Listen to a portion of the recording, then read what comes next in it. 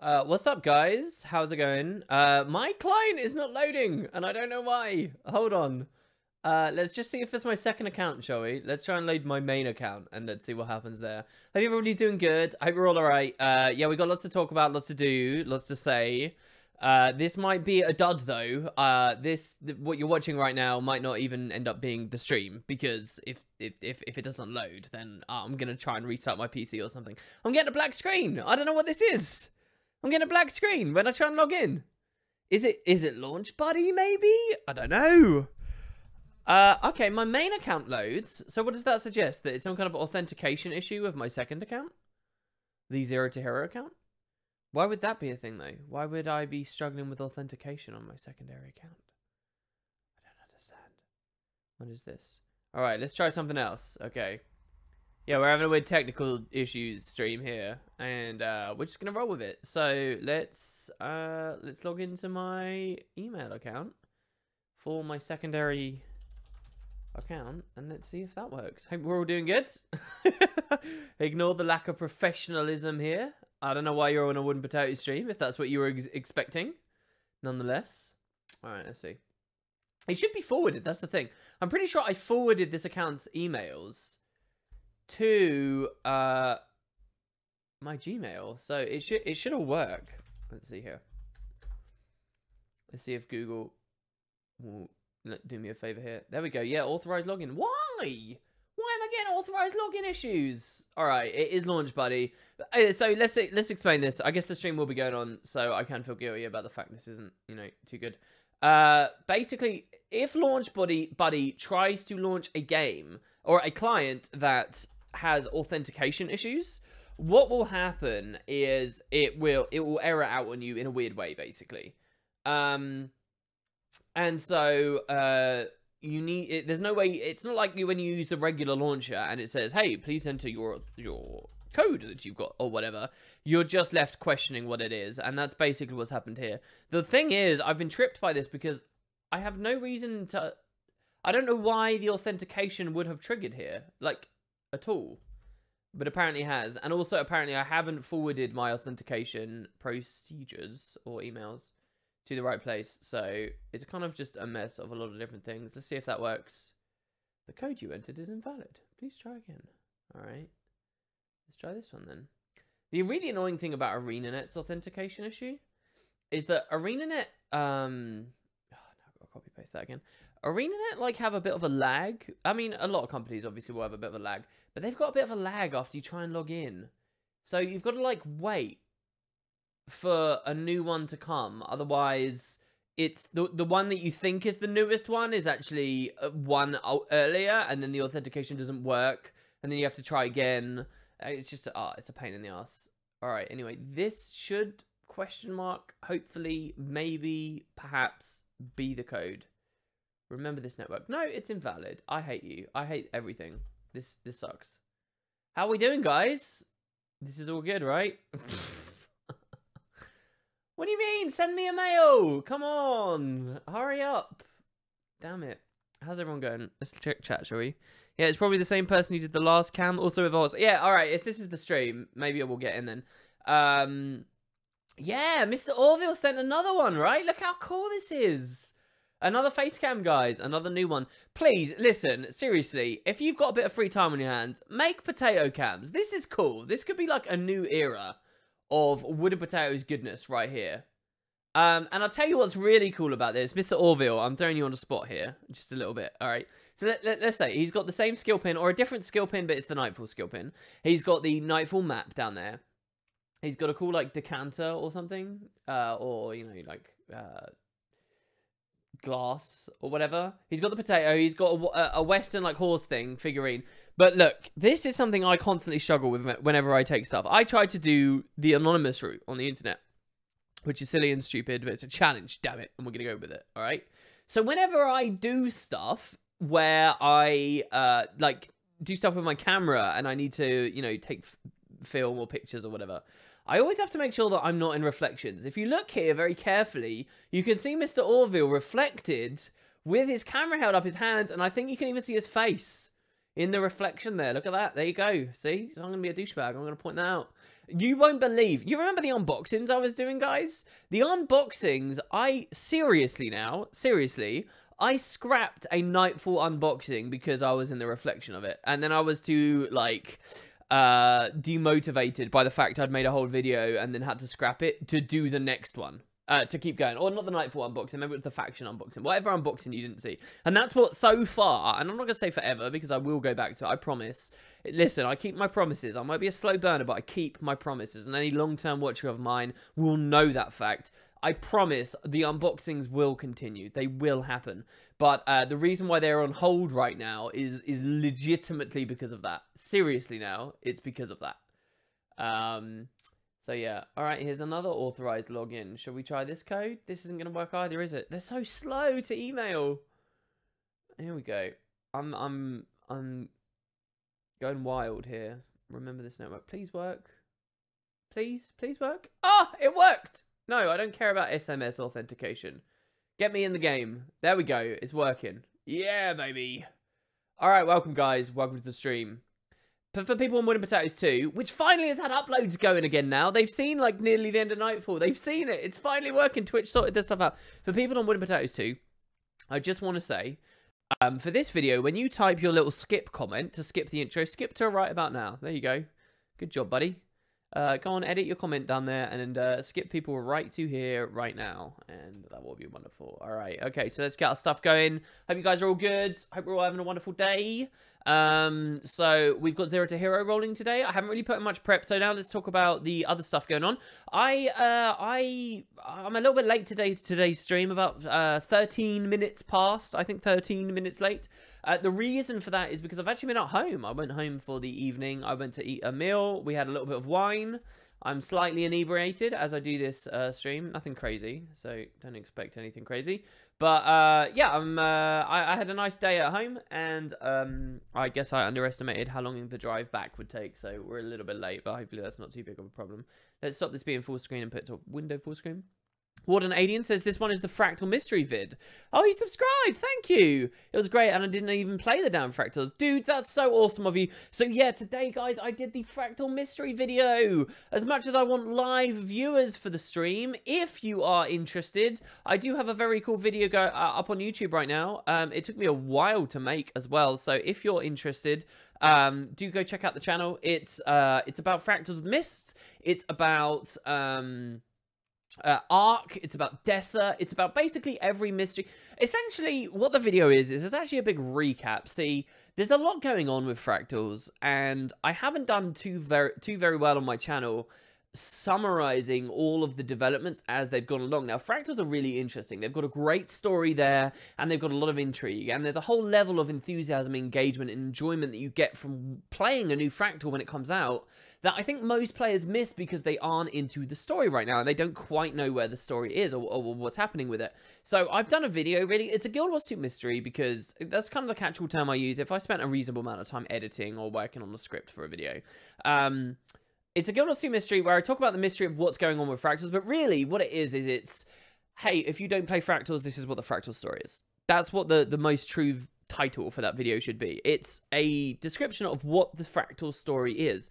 And listen, when episode 4 eventually comes out, which it will, all right, when episode 4 comes out, if they add another new Fractal, I don't know whether they will, they might just do a revamp or something, but if they add a new Fractal in episode 4, you're going to get a lot of people playing that, and I want everyone to understand where the storytelling is. See, ArenaNet are like, they're masters of world building in some respects, and they're masters of engaging mysteries, to reuse a term, but quite often the plots can be convoluted, and you have to look into a lot of different places to really appreciate everything. I am a huge lore enthusiast for Guild Wars 2, but I'm only a huge lore enthusiast because I've looked in every little corner and dissected a lot of stuff. They're not very good at the moment-to-moment storytelling, so that's what you've got to latch onto to really enjoy a lot of what they've done.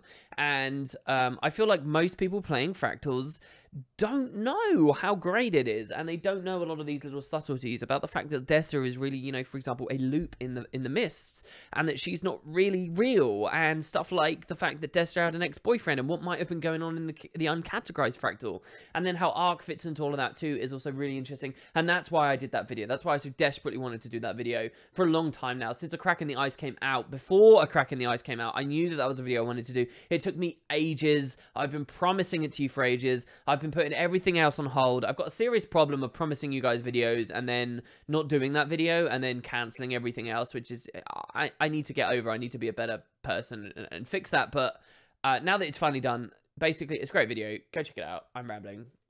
Have fun with it. You think that we're going to see a new revamp in episode 4 and a new Fractal in episode 5? Me too. I think they probably had a revamp waiting for us for a long time now, actually, and I'm looking forward to seeing whatever that might be. I doubt that they mentioned explicitly that the Nightmare Fractal was a pet project that had been going on for like most of the year. So the idea that we might get another new Fractal immediately right after is pretty unlikely to me. Considering how long it seemed to have taken them to make that. It is a masterpiece, and it is the best thing that they've done, and those Fractal devs deserve some serious high fives and, you know, wanking off. They're incredible. They're really, really, really great at their jobs, and I love what they've done. But can they churn another one out in, what, 4 months? I doubt it. So, yeah. Alright, let's go to the gameplay. Sorry, guys. I've been holding you and waiting here. You welcome revamps with open arms, more 5-man raid difficulty, awesome. Well, not all the revamps necessarily add stuff like challenge mode and things like that. That's not necessarily the depth that a revamp goes to. The highest on my list for a revamp, I think, probably is Molten Boss. I think Molten Boss is the most likely that they'll do, just because the Fractal 40 cut farm, because it is so uncharacteristically a short Fractal compared to the rest. Also because the environment in the Molten Boss area is so elaborate, and there's a lot of different places that they could take and utilize there. There's also essentially 4 different bosses there. There's the duo, and then there's the overcharged Berserker, and then there's the overcharged Firestorm, right? I think those are their 2 names. So there's actually 4 different bosses, and I think that they might push us into a scenario where you have to encounter all 4 instead of maybe skipping one by, you know, determining which of the original 2 bosses you fight first. I feel like that kind of thing might be something that's on their radar. We're actually going to change our binds a little bit here. Dodge is no longer control space, it's just space. And jump is no longer space, it's left control. I actually changed this earlier in the pursuit of becoming a better PvPer. And yeah, it's been pretty fun. I won't necessarily get into my big PvP story there. So we've got our inventory and stuff to sort out. I've really not... Hold on, let's quickly go to character select. I've really not assessed what we're doing too well at the moment. So let's get this straight. Guys, today we're going to be doing a berry farm. We're going to be clearing our inventory. We're going to be killing Gren and getting 2 pieces of our exotic Berserker gear. And potentially, if it lines up well, we're also going to do a Verdant Brink nighttime to get another piece of our gear. Okay? So those are the challenges for Zero to Hero right now. We're currently working on getting our Berserker exotic stuff. Now, to recap for those who might not have seen, I originally threw up a vote for what stat type we might go for because I didn't think there was much difference in it. However, there is a pretty big difference. If you go for a Condi set, or perhaps more accurately, a Heart of Thorns set as your first set, it's a substantially more difficult endeavor. So what we're actually doing is we're going for Zerk, which is useful on nearly all the professions in the game. I also think that Zerk NGs in an LFG environment are more reliable than Condi NGs. Zerk NGs also have less competition for space. They're basically competing against Guardians rather than Necromancers, for example. So I feel like a Zerk NG is better. We threw up another vote just to see what people felt. Most people do still think, because Condi does more damage, we did actually have a slightly higher weighting on the most recent poll to go Condi again. But I'm overruling that. There was never a poll to, you know, that was never like a Twitch plays Guild Wars 2 poll. That was, I wanted to see what people think. We're going to be going Zerk, so we're getting our Zerk set here. I think the core sets are much more attainable and much smarter for new people in the game. If you watched that last stream, you'll know all of that. I won't go into that whole discussion there. Jitetti says, I'd like you to know that after yesterday's dev post, your ecto manipulation tip has started paying off. Boom! Jitetti is absolutely correct. Let me quickly log into GoDropper here to talk about that. So on a previous stream, what did I tell you guys? I said multi-map has been confirmed to be getting nerfed. It's likely to be nerfed in an upcoming patch. When it gets nerfed, ectos are going to be much harder to find in Guild Wars 2 because multi-map is a considerable chunk of ecto generation for the game right now. And as a result of this, when that patch comes out or when people start talking about that multi-map nerf in more sincere, deliberate terms, okay, when that happens, the price of ecto is going to spike. And I told you people on a previous post, just like I told you with the Shards of Glory, which also I earn a lot of people a lot of money on, I said, if you want to earn money, buy ecto today and sell it around the time of the patch or when, you know, that nerf is more clear in the community's terms. And so ArenaNet did come out with a dev post. I haven't talked about this, but they did come out with a dev post. The price of globs of ectoplasm spiked by, what was it, over 10 silver overnight? So you can earn 33% of your cash. If you listen to me, if you listen to Good Wooden Potatoes investment advice, you would have been on a huge amount of cash right now. Jitetti just confirmed that in chat. So, yeah, ectos. And I'll tell you, this will spike even higher when the patch comes out and the nerf comes. Seriously. And leather as well has dropped a significant amount because the TP barons who brought uploads of it... Well, I typed that stupidly, didn't I? Anyway, leather, they've talked about a new farm will be coming on the next patch. Apparently. A challenging group content farm as well, they say. I'll tell you one challenging group content farm. Nightmare 100, and that's for Mystic Coins and Blade Shards and things. But that didn't actually affect Mystic Coin price too much, so I don't know. That's going to be interesting. But anyway, so yeah, if you guys want to party, if we want to take out Gren, that is the current plan. We're going to go back onto McPoopabutt here. What a stupid name. Seriously? It depresses me that that's our name. Ecto is going to about 50 silver. It's going to be awesome seeing the kids crying about AB. All right, let me just... I know I only... I don't know what you consider my portion of the community to be. We have a portion of the community here, all right? Big, small, whatever it is. A proportion of the community watches Wooden Potatoes. To those who are watching Wooden Potatoes, to those of you here today, all right? Let me just lay some stuff on the line for you. Ecto price is going up. Undoubtedly, all right? It's going up. Face that fact. Listen to me. You've been bitching about Mystic Coins being high price. Ecto is going up. Legendaries are going to cost more money. You cannot escape this fact. It's happening, okay? As soon as they nerf AB, Ecto will be more expensive, all right? But listen to me. It's actually a very good thing.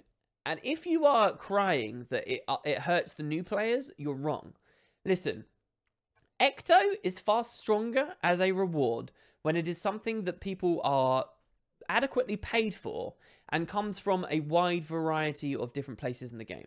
Ecto is something you will potentially get anywhere in Guild Wars 2. Anywhere. And I really do mean anywhere. It is something you will potentially get anywhere, alright? And for that reason, it's stronger when it's not at a place where specific people are farming in a specific area of the game. Ecto will get more expensive, but this is a good thing. It means that most of the content in the game, when you open a random jumping puzzle chest, when you get it as a lucky drop when you're in the Silver Wastes, when you do anything, when you get it as a personal story reward and salvage something, when you complete a PvP reward track and salvage something, wherever you get Ecto for, you're now getting more bang for your buck. And you didn't have to marginalize the game to a point where you're doing a specific dedicated farm in a single expansion map. This is better for the free-to-play players. This is better for the paid players. This is better for everyone. The price is going up, but don't get bogged down in the perspective of someone who needs to spend a lot of Ecto. Think about the fact that no matter what player it is out in Guild Wars 2, they are likely to be getting rewarded in Ecto, and now they're getting more bang for their buck, okay? You need to consider that fact. There's going to be a lot of QQ when the patch comes out and suddenly Ecto is more expensive. And it's all going to be short-sighted. It's all going to be narrow. And it's something that you, listening to me right now, as a fan of Wooden Potatoes, as a part of this community, listen to me, you're above that. You do not bitch about Ecto. You got it? You don't do it. Because it's good for us. There we go. That's my speech there. As we sell stuff on the TP. It's not good. I shouldn't... Oh, there we go. We got a TP error already. That happened pretty quick, didn't it? All right, let's go to Gren. So, yeah, anybody wants to come? I don't even care if we Zerg here. I really don't. Zergs are prone to aggregating at places like meta events such as Grenth. And on the last stream, for those that might have missed it, we actually failed. We failed the Grenth event, and it slowed our 0 to hero progress down. I'm not going to bitch about Ecto. I'm going to gloat, says Mithrin. Really now? Have you been investing, perhaps? But everyone knows only smart people watch WP. Right, it's so snobby, isn't it? It's so snobby of me to say all of that. It's like, we're all the smart guys. We really understand the game. Yeah. Oh my god, it's so bad. We're like the ultra nerds, guys. Just understand that. If you're watching a content creator and that content creator is WP, you're watching the ultra nerds. Wow, look at this shit. Underwater, my dodge roll is spacebar. But my other bind to rise underwater is also space, so I can't actually dodge underwater anymore. That's really interesting. If I press space, it just moves me up. Wow. Good thing they've marginalized underwater content. Here we go. So we've got to revive Keeper Jonah's dead run, and we've got to run along with him. And hopefully we'll actually succeed this here. We've got more time on today's stream, so even if we fail, we can go back to the cannon, I guess. Ow. Holy shit. I'm going to stay at range here. Should I invest more in building Skrit infrastructure or Horde Ecto? I'm sorry, is that a serious question? Is Skrit infrastructure something I don't know about in Guild Wars 2? Hey WP, given how ArenaNet has been trying to shove Ascended gear down our throats in different game types, do you think that also added to World vs. World, or is that game type too broken recently? I've had that question a lot. Mostly the people are saying, hey, because they're shoving Ascended gear down our throats, is this suggestive perhaps of the fact that there's going to be new gear, or they're going to power creep it or something? I don't think they're going to power creep it. I think there might be new gear. So what you're saying about World vs. World is a slightly different take on the discussion. I think that from one perspective, if PvP gets to, you know, shower themselves in Ascended gear, then surely World vs. World should too. And I think if you're a World vs. Worlder and you see that in PvP, I think it's a reasonable expectation to have. And it's kind of unfair of ArenaNet to maybe... I'm not going to be dodging very well here today, guys. Again, because I've been drinking a bit of wine. But I think it's reasonable to ask them, yeah, can we have it in World vs. World too? So maybe based purely on that perspective, they'll do something. Maybe they got something cooking. We know that they've been struggling with World vs. World. For what it's worth, I mean, anyone who watches a lot of my streams, you'll know, I don't blame them for struggling in World vs. World. I mean, like, holy shit, seriously?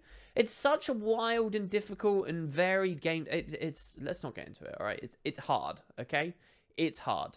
I think I said on a recent stream, and I still stand by this, that the hardest job to have at ArenaNet from a design perspective is probably balance. And the second hardest, I think I said, is World vs. World. I'm pretty sure that's what I said. Because it's just so challenging. An alternate perspective that I would proffer to you today is... I think that every single time ArenaNet, and this is going to piss off some World vs. Worlders, and do you know what? I don't care. If you get pissed off, I actually don't care.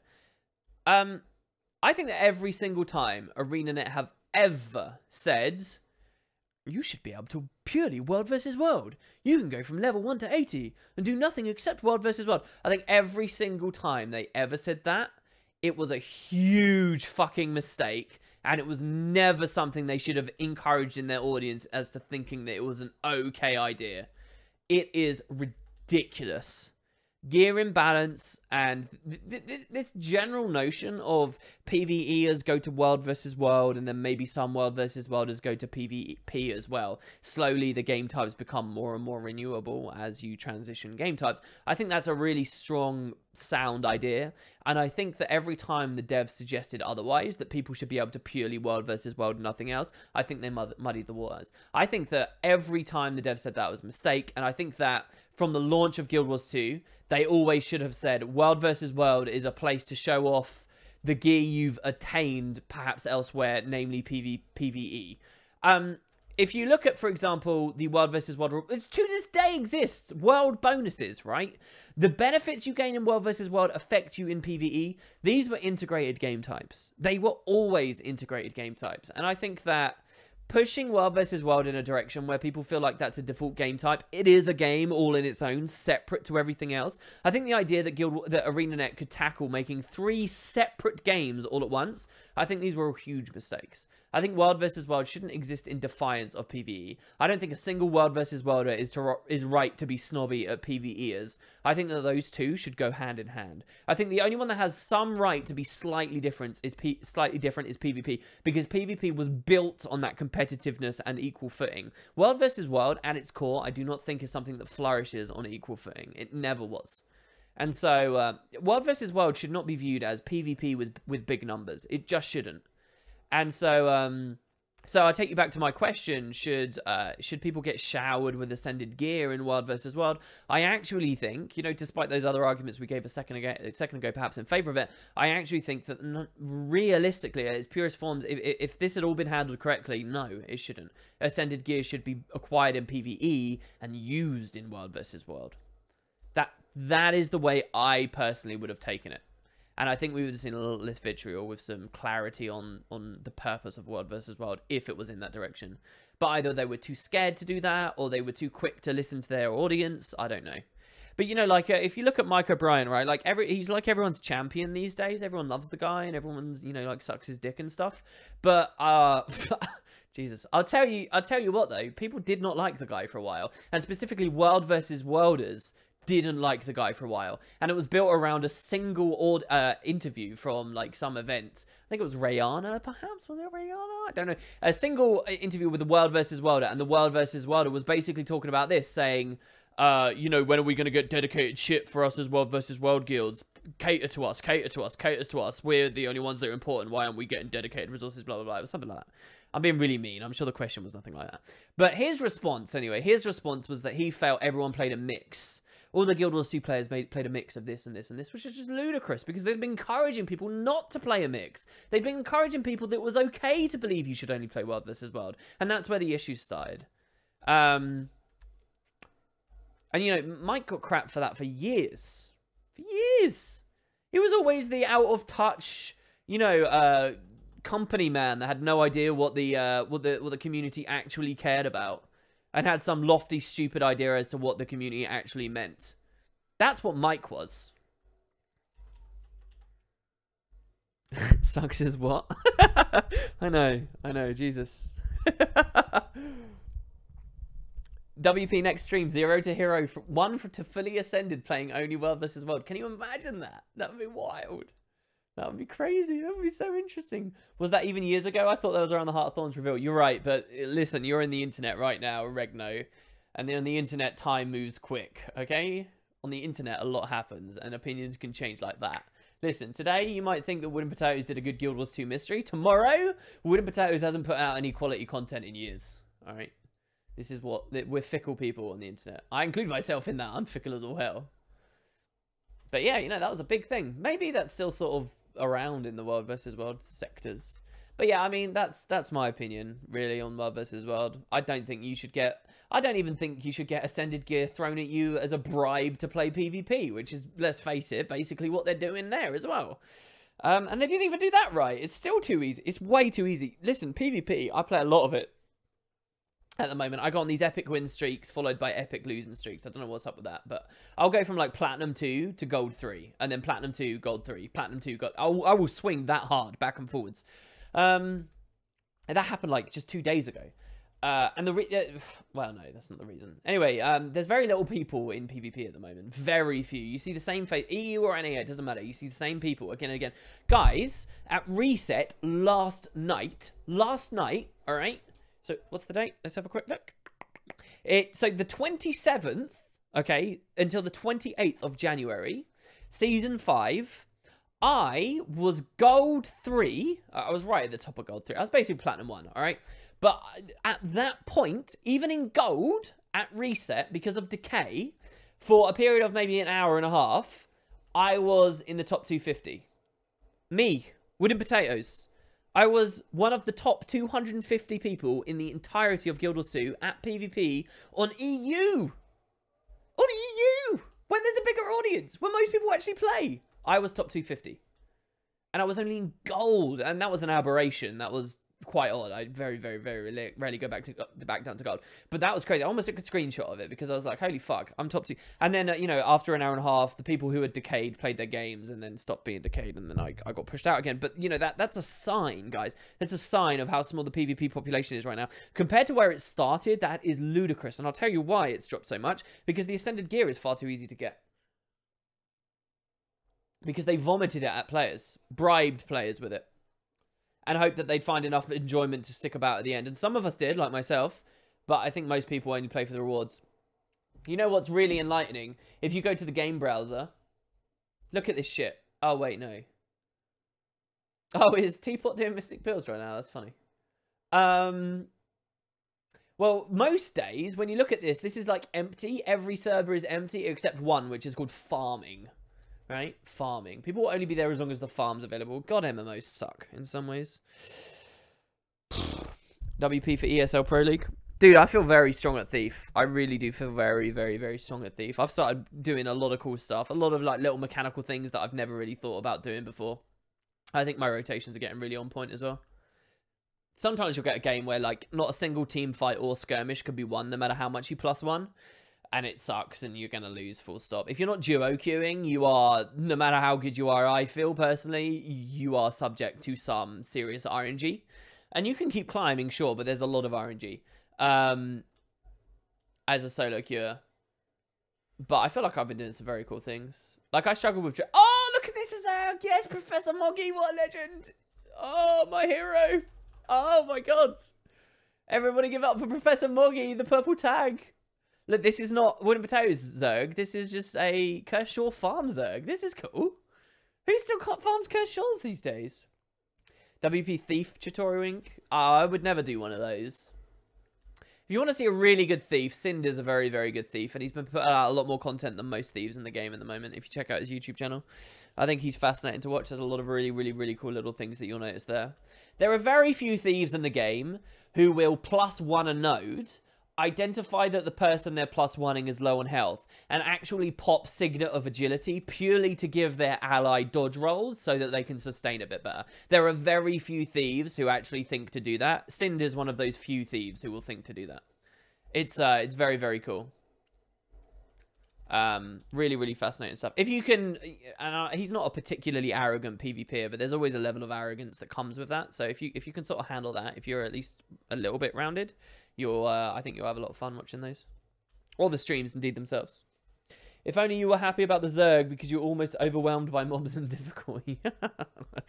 You keep it quiet, Undersigned. You started playing PvE leagues only. Wait, what? PvE leagues? Just so you can get the 2 wings.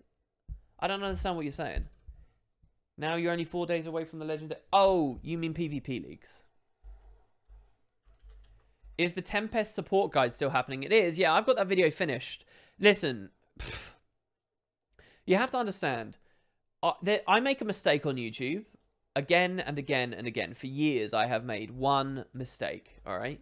And there have even been people in my comments who have noticed this mistake. Right? And I'm humble enough to point this out. God. All right? I should never tell people what videos are coming up. Ever. Or what I want to make. Because I make a mistake on YouTube where I'm enthusiastic about an idea for a video that isn't done. And I say to people, listen, what you guys should know is since A Crack in the Ice came out, look how quick this guy's melting this time. Holy shit. When A Crack in the Ice came out, I told people I had a mysteries video. Even when Rising Flames came out, I told people I was going to do a video about fractals. And I didn't have it ready. I didn't have it done. I maybe had some preliminary script ideas and things done. But it was, you know, it was nowhere near finished. It wasn't a satisfactory video yet. And yeah, I told people that that's what I was going to make. And again and again and again, I told people that I was going to make. And then I prioritized other stuff. And then I did other videos. And then I did other videos. And now I'm not happy about the other videos that I did because I'm guilty because I've let the people down who were looking forward to the Fractals video. And maybe there isn't even that much outcry about it. But I myself, you know, I get upset that I've disappointed some people perhaps. So I make this mistake over and over. I tell people what I'm going to be making. And then it gets to the point, like it was last week. There was 10 days where I had no video up. That's terrible, guys. That's really bad. 10 days without a video? That's bad. That's like really stupid. I had 10 days without a video. I'll tell you why those 10 days existed. It wasn't because I didn't have other videos. It wasn't because I didn't have inspiration. It wasn't because I was being lazy. It was because I told people too much the Fractal video was coming, and I couldn't bear to do something else except that Fractal video. And the Fractal video was hard to make, and the Fractal video took a lot of research, and the Fractal video took like 5 hours of scripting, and the Fractal video took like 5 hours of editing beyond that afterwards, and then all the other stuff. When I say 5 hours, I mean 5 hours in addition to the rest of the stuff. And the Fractal video was something that I would procrastinate on, and so like that's my mistake. Like so your question there about is the support guide still coming? The guide is there. It's done. It's been waiting on my hard drive. I just haven't uploaded it because I told people the Fractal video would be next. So if you have a look at that Guild Wars Mysteries that I've done at the moment, my comment on it, which everyone's upvoted, it's got like 52 upvotes on it at the moment. My comment there is, hey guys, the flow of videos will come back now that this is out. And I promise you that's true. I've got loads of stuff just waiting on my hard drive. I've got loads of stuff. And it's just because it was all waiting for the Fractal video, which is absurd, and it's ridiculous, and it's unprofessional, and I shouldn't do that, but it's a mistake I've always made, and it's a mistake that gets harder when I like Let's Play and stuff as well. So where I'm like, oh, the next Let's Play video's got to come up, or I can't do a Let's Play video. You know, I can have like 20 Let's Play videos ready, but the Guild Wars 2 audience haven't had their fill, and so now I feel like I can't upload, right? Like it happens all the time. I just need to never talk about what's coming.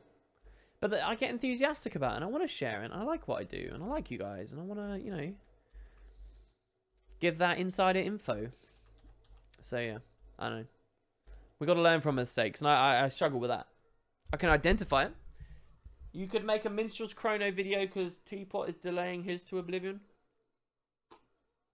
Yeah, I mean, for what it's worth, I don't think I'm unique in this problem. I think a lot of people have this. I think a lot of people just don't have the grit. They can do high quality stuff, but they don't have the grit to do anything consistently. I'm not saying that because you just mentioned Teapot, but I feel like a lot of the time people can get delayed for whatever reason, and then they feel like they've missed whatever window they originally had in their mind, and it doesn't matter. They should just do it anyway, but it sort of drags on them. I get that all the time. WP, when is Half-Life 3 coming? Listen, I'm WP, I'm not Valve. I cannot disclose this insider information. The NDA I signed with Valve many months ago is forcing me to keep my lips sealed. Predictions of the next legendary weapon? I don't know, man. I don't know, but I'm preparing for it. On my main account, I'm getting the gift of Maguma Mastery and the Mystic Conduit ready because I'm pretty hyped. I didn't advertise this stream at all. Let's actually tweet it out. There we go. Let's tweet it. And let's tell people on Discord as well, shall we? I don't know. I hope for a Warhorn. I hope for a dagger. I hope for perhaps a scepter. Those are the main ones, I think. There we go. I'm going to just shield myself to Discord there. Alright, that's good. Hopefully we'll get some more viewers with that. Maybe one of those. They're all available. Obviously, we're not looking at a longbow, pistol, axe, staff, shield, or shortbow. But the other ones, I think, still on the table. Oh, a mace, sorry. There's quite a lot that have been done, actually, now. Just, they got to keep churning them out. I'll tell you what, I will be very disappointed if they don't do a legendary on episode 4. Episode 4's got to have a legendary, man. Not just because I want something to make and I want to go for it, but more importantly because they need that set out before they do any kind of announcement for the next expansion. They need it out. They cannot slow down on it. Thoughts on yesterday's announcement? Well, we talked about it a little bit. So to bring everyone into the loop, yesterday there was a post from Mo. You know, I talked a second ago about how everyone loves him now. And it's for good reason. As a community, as a game director, what you guys should understand is a game director's sole job is not to manage the development of the game. A game director, at least to ArenaNet, is kind of like a middling role in which you are both overseeing the development of the game, but also you are the face for the community, right? That's a huge component of it. Your capacity as a face for the community to engage with the community, right? And so like that's a part of Mo's job while he has that title, which he's had for almost a year now. Can you believe it, by the way? That's pretty interesting too to me, since it was supposed to be just a temporary thing. But yeah, so he put a post out. He said 2 things, I think.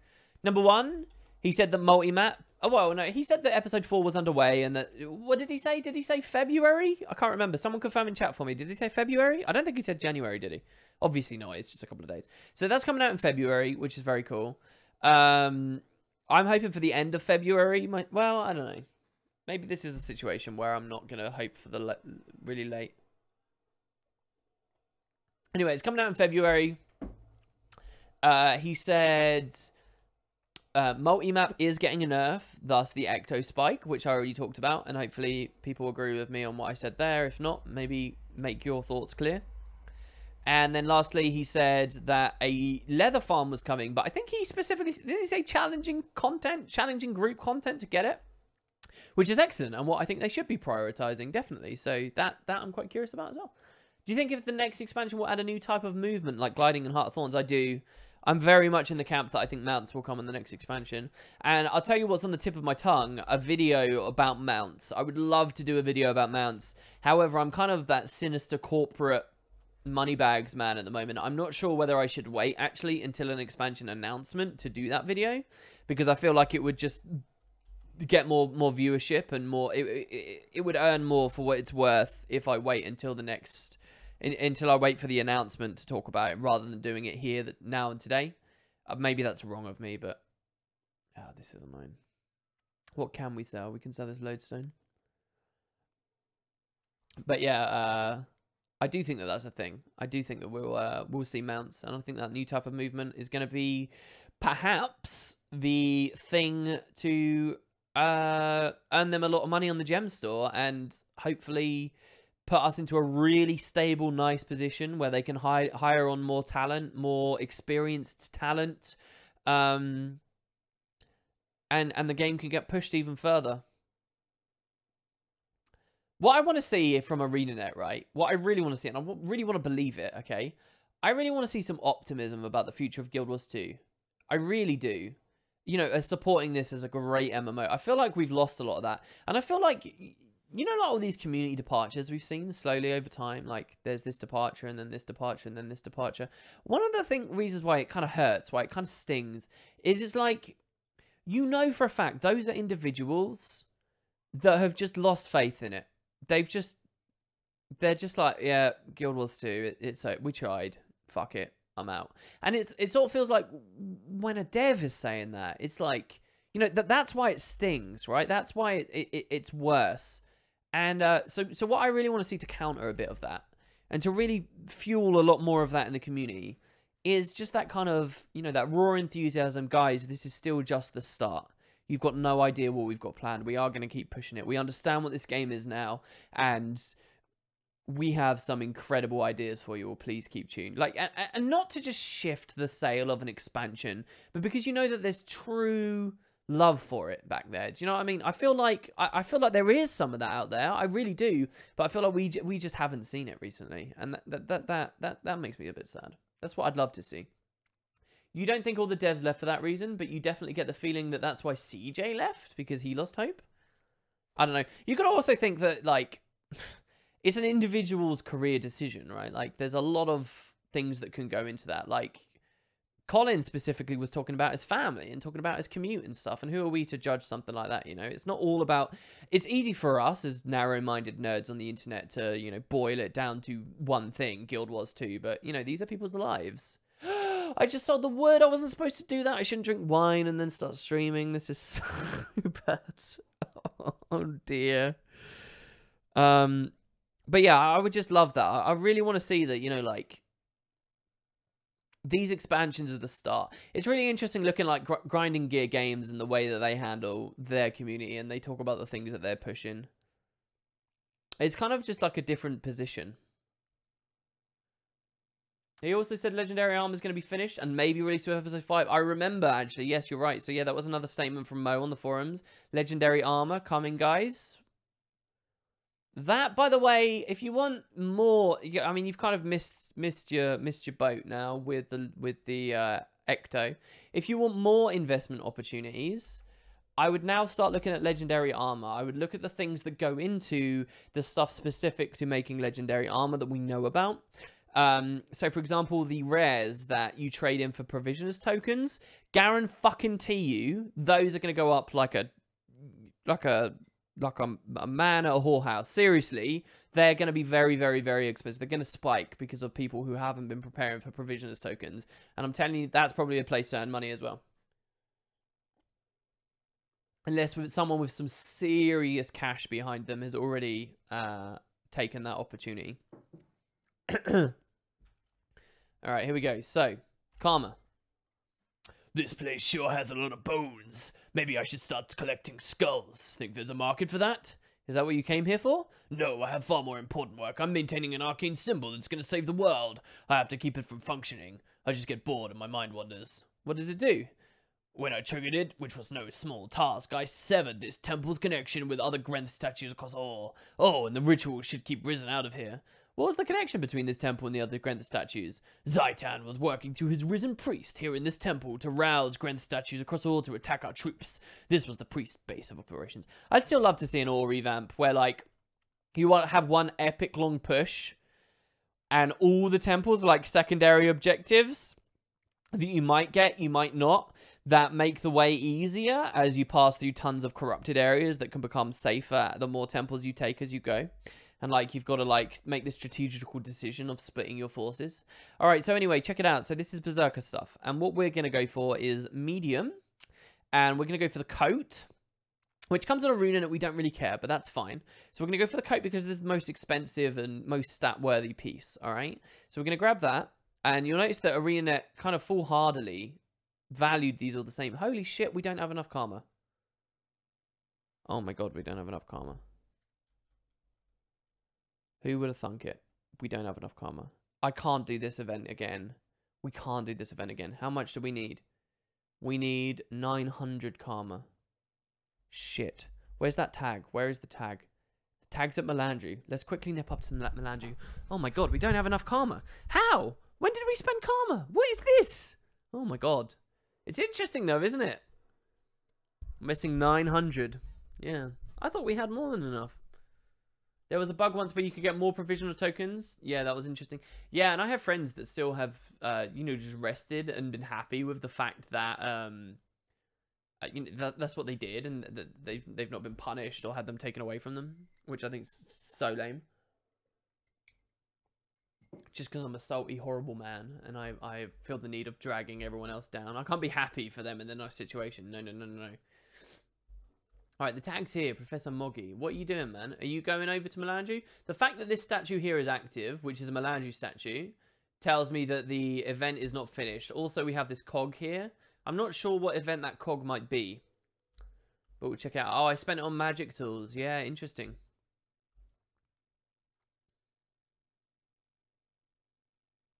This is how I got my current gear and spent a long time gathering karma to get all this stuff. I remember when the game first came out. I can say his name, why not? There's a guy called Malkior Devonholm, alright? If he ever listens to this, hi dude. He was a huge fan of Guild Wars 2 around its launch. Used to post a lot on the Guild Wars 2 Guru forums. He used to watch some of my videos in the early days. He even made some of his own. He like did a little series of random arenas. Alright, I don't mind doing Shelter's Gate. This is a good farm as well, by the way. This is where I used to farm at the start of the game. I used to just run turrets up here. Anyway, this guy, big fan of the game. Big fan of the game. I think it's probably fallen out with it at this point. But I remember way back when he had a full set of exotic gear. And he looked really cool. He played Engineer. Oh, which is what we're on, of course. He played Engineer, and he got that full set of exotic gear from Karma in Ore. And I remember that was a big thing. That was a nice way of getting stuff. Karma was actually an applicable sync to the game, sort of. It was never good early game. It was never good mid game. It was never good 90% of all of Guild Wars 2 as a currency ever. But the one place it was sort of redeemed was around launch, where a lot of people got their first ever exotic gear through these vendors. I do remember that, and that was balanced quite well way back when. nowadays it's not really a currency at all to anyone except legendary crafters. The only people who ever care about legendary or people who just generally don't pay much attention. Like, I can log in every day and get tons of obsidian shards from my little vendor thingy-mabobbers. Tons of obsidian shards all over the place.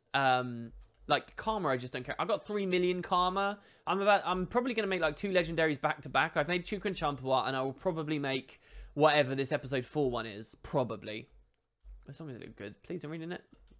Though I can't imagine anything that's less fitting to me than a Quaggan legendary. So hey,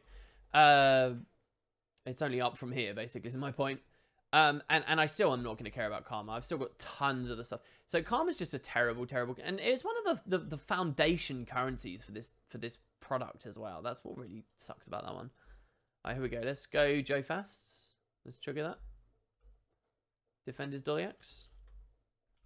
We'll sell some stuff. Oh wow, we got a Black Line Key. Holy crap! Here we go, guys. This could be it right here, right here. Whatever this is, I might take this cash. Here we go. 3, 2, 1. Ah. A TP Express and a mini egg. I don't care about... Oh. Let's sell the Divine Lucky Envelope at least. Alright. Here we go. Let's get a gold from that. I'm happy with that. We got our 70 items for Huntsman as well. We could possibly do that today too. What mini did we get? We got a mini flame. Wow, we got a rare mini. Should I sell this? 8 gold. Oh, shit. 8 gold. Do you know what? That's not even enough that I think that that's a bad... You know, that's... I'm happy with that. Actually, that's pretty good. 8 gold. I saw the egg and my heart dropped. All right, I understand a bit better now. Look, people laughing in chat and stuff. I got 8 gold. I'm happy with that. Seriously, 8 gold's not bad, guys. I'm pretty comfortable with 8 gold. Yeah. If it was too much, I would have straw polled to see whether we should accept it or not. Like, if we get a crazy RNG roll, I probably will straw poll it to see whether people are happy. If we get a really crazy RNG roll, I'll just straight up not use it because it would kill the run and it's not fair. It's no longer scientific if we get a crazy roll. But that was pretty good, HG. Almost 10 gold from that, yeah. Yeah, I don't care about the sale orders, guys. How long is it going to take for someone to buy a random ass mini like that? Please. I'm not going to dick around with the sell orders. I do sometimes do sell orders, like I did sell order and Zap. Zap sold, by the way, about a day and a half after the stream, the last stream that I did, so that was pretty cool. And I used the money from it to buy all my amalgamated gemstones, which cost like 300 to 400 gold.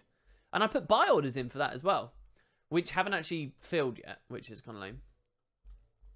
So, Nika's armor could work. Nika's armor? What do you mean, B-boy? Is that another karma set, is it? Is that karma set? Oh, sorry. No, you're talking about Nika's armor directly off the TP. And you're right, yes, that could be very, very good as well, yeah. It just depends where we get... What's faster, doing a VB where we can get bladed armor, which we can make Zerk, or is it faster to earn money somewhere else, like an AB... Well, we can't multi-loot. Like a Silver Waste. I guess Silver Waste is the main farm we've got to play around with, by the way, because... AB multi-loot's going away. I don't want it to be a part of this series whatsoever, because otherwise then it, you know, it loses its longevity. So yeah, I don't know, what's faster? Earning the money to buy Nikas or just doing the VB Night? And I think doing the VB Night's probably better, because we earn money while doing the VB Night at the same time. It's not like a total waste of space. Someone is selling Wooden Potato Zap on Reddit for 1,500 gold. That's got to be a joke, right? That's got to be a joke. I'm actually really looking forward to checking Reddit and seeing if there's a thread about the... God, how egotistical does this sound?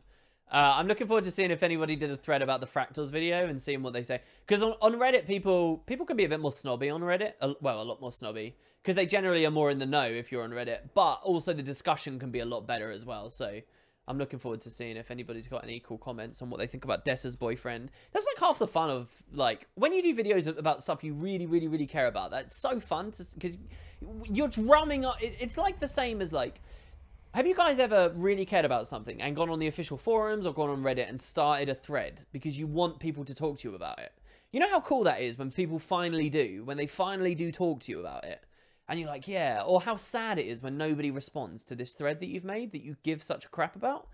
What's so cool about making videos, this is me bragging here, but what's so cool about making videos is it's kind of like you're starting a thread on whatever you want and whatever you care about, and you're almost guaranteed to get a response once you have an audience. How cool is that? Right? Like, oh man, it makes me so happy. I'm really looking forward to seeing what people say, basically. Second highest post on the front page. Are you joking? Oh, is that the video or is that the precursor thing? Is that that? I'm going to go have a look while we wait for this next thing. I remember farming this, by the way. This was some epic farm way back when. Oh, crap. I need to press F to pick stuff up. That was 2 champ bags there. This was some serious farm way back when. I'm going to die to the life leech if I'm not careful. I don't know whether I tagged the guy. I'm going to just stay back here and mortar. They've got a high enough arc that we won't get obstructed on the stairs. And we're going to use our F2 here to apply bleeds. So, by the way, guys, I actually have... I'm going to double dodge back because, I'm scared of that guy life leeching. I'm actually using Yolo Mouse, if you guys have noticed. So, when you play at 1440p, the mouse gets really small. And I have noticed it messing me up while I'm thieving around. Sometimes you won't shadow step to the area that you really wanted to. And it could just be frustrating. There you go. There's life leech again. Moving back. So yeah, I'm running Yolo Mouse. I could make this cursor bigger, but I think it's pretty good. This is the fat setup. I had a really weird experience, actually, because I know about Yolo Mouse. I've done a video on Yolo Mouse. I've done a full tutorial for people about Yolo Mouse. I don't know if you guys are very familiar with old people. What a weird statement to make. But old people, and particularly, like, I'm noticing it in my parents now, right? They forget stuff very fast. Like, my mum watched the season 4 of Sherlock. And I asked her how it was. You guys know that I hated season 4 of Sherlock. I thought it was really terrible television. Like, really bad. I think if you enjoyed it, you've really got very little taste. But she'd watched it. And she was like, oh, I loved it. Blah, blah, blah. It was so good. And I was like, I can't believe it. We have to have a talk. She was trying to leave at the time. And I said, no, sit down. You're going to stay another 10 minutes so I can tell you why this was so bad, basically, right? But when I started giving her, like... explanations about what happened in the episode and what was so bad and some of the really ridiculous, terrible things where they were just whatever. She like had no memory of any of it, and she'd only watched it like last week. She'd forgotten everything. So really, really, really frustrating. Anyway, I feel like as you get older, you forget stuff. And hell, I've even forgotten why I started talking about this. Like it's completely gone out of my head. Oh, Jesus Christ! Someone tell me what I was talking about. What was I talking about? This is so bad. Old people. Forgetting stuff. What was it? Oh dear. Let me check comments. You missed talking in forums. Now it's just Reddit, Twitch, Twitter, and YouTube. Well, you can always go back to forums. That's fine. Veteran old players. No, what was I talking about? Why was I judging old people for forgetting stuff?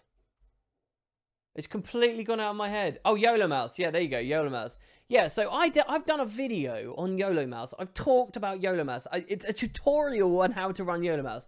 And yet, 2 nights ago, I was setting up Yolo Mouse. And I was like, okay, how do I do this?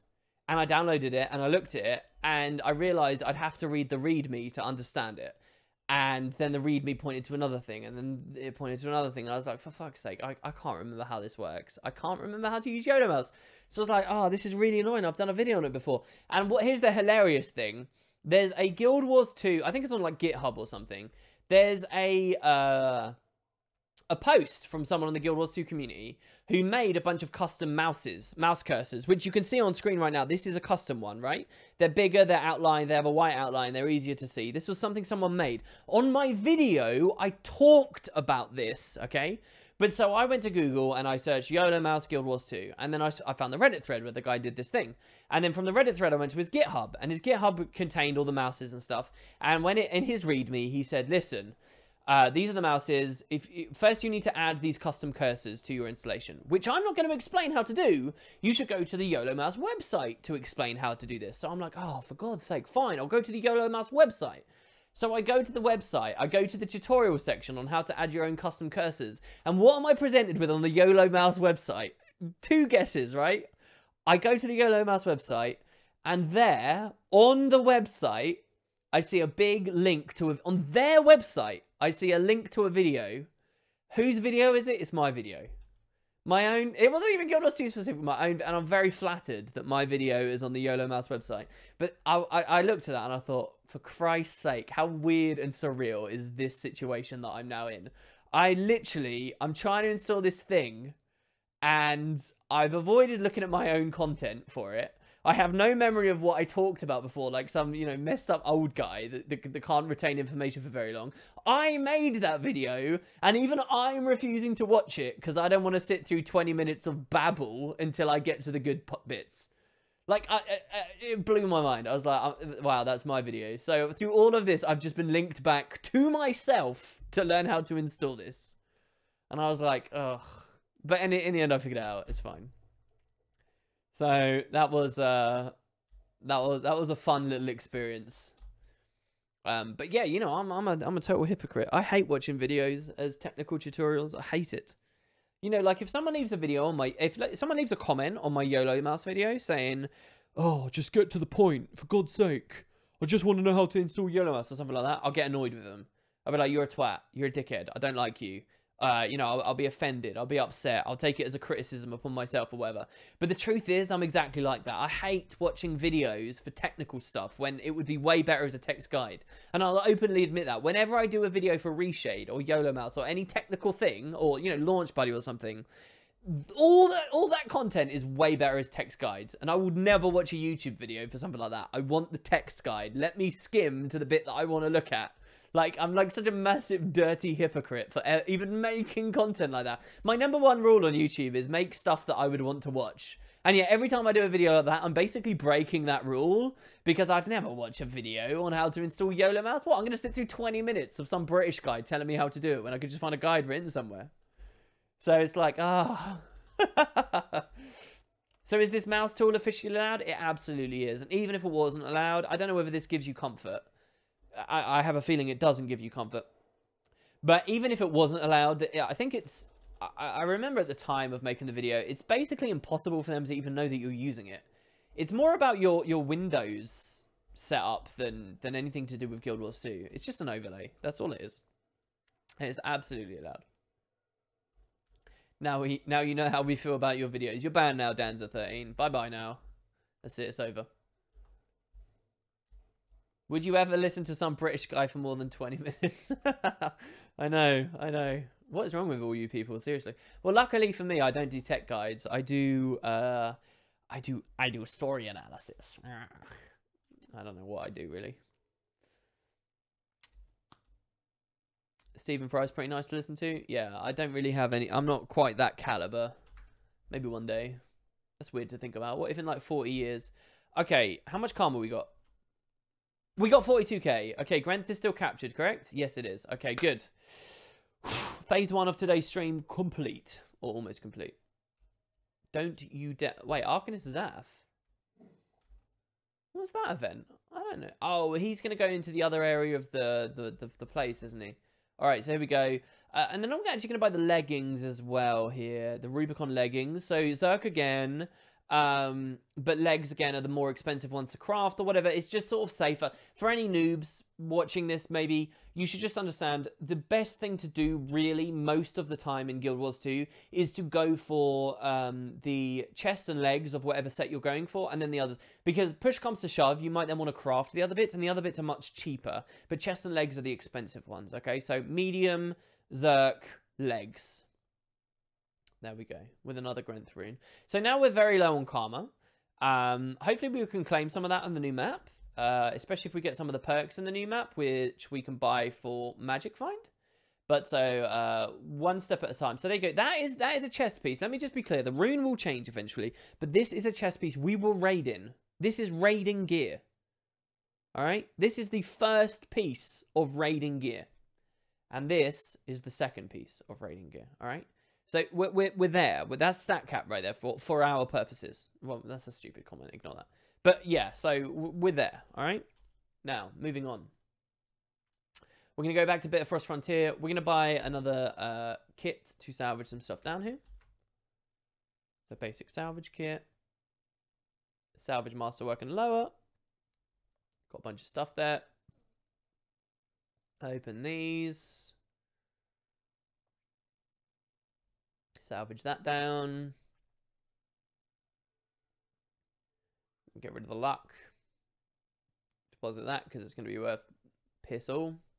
And I think that's pretty good. All right, so it's time to hit the Bitterfrost Frontier. We have 12 uses left on our current Unbound Harvesting sickle. So we might have to change things up now that we have no Karma. It's really interesting. Look, there's a Karma gate. This has opened my eyes a little bit. I've been very pessimistic about Karma as a currency, but this has opened my eyes a little bit. Karma actually does seem to mean something.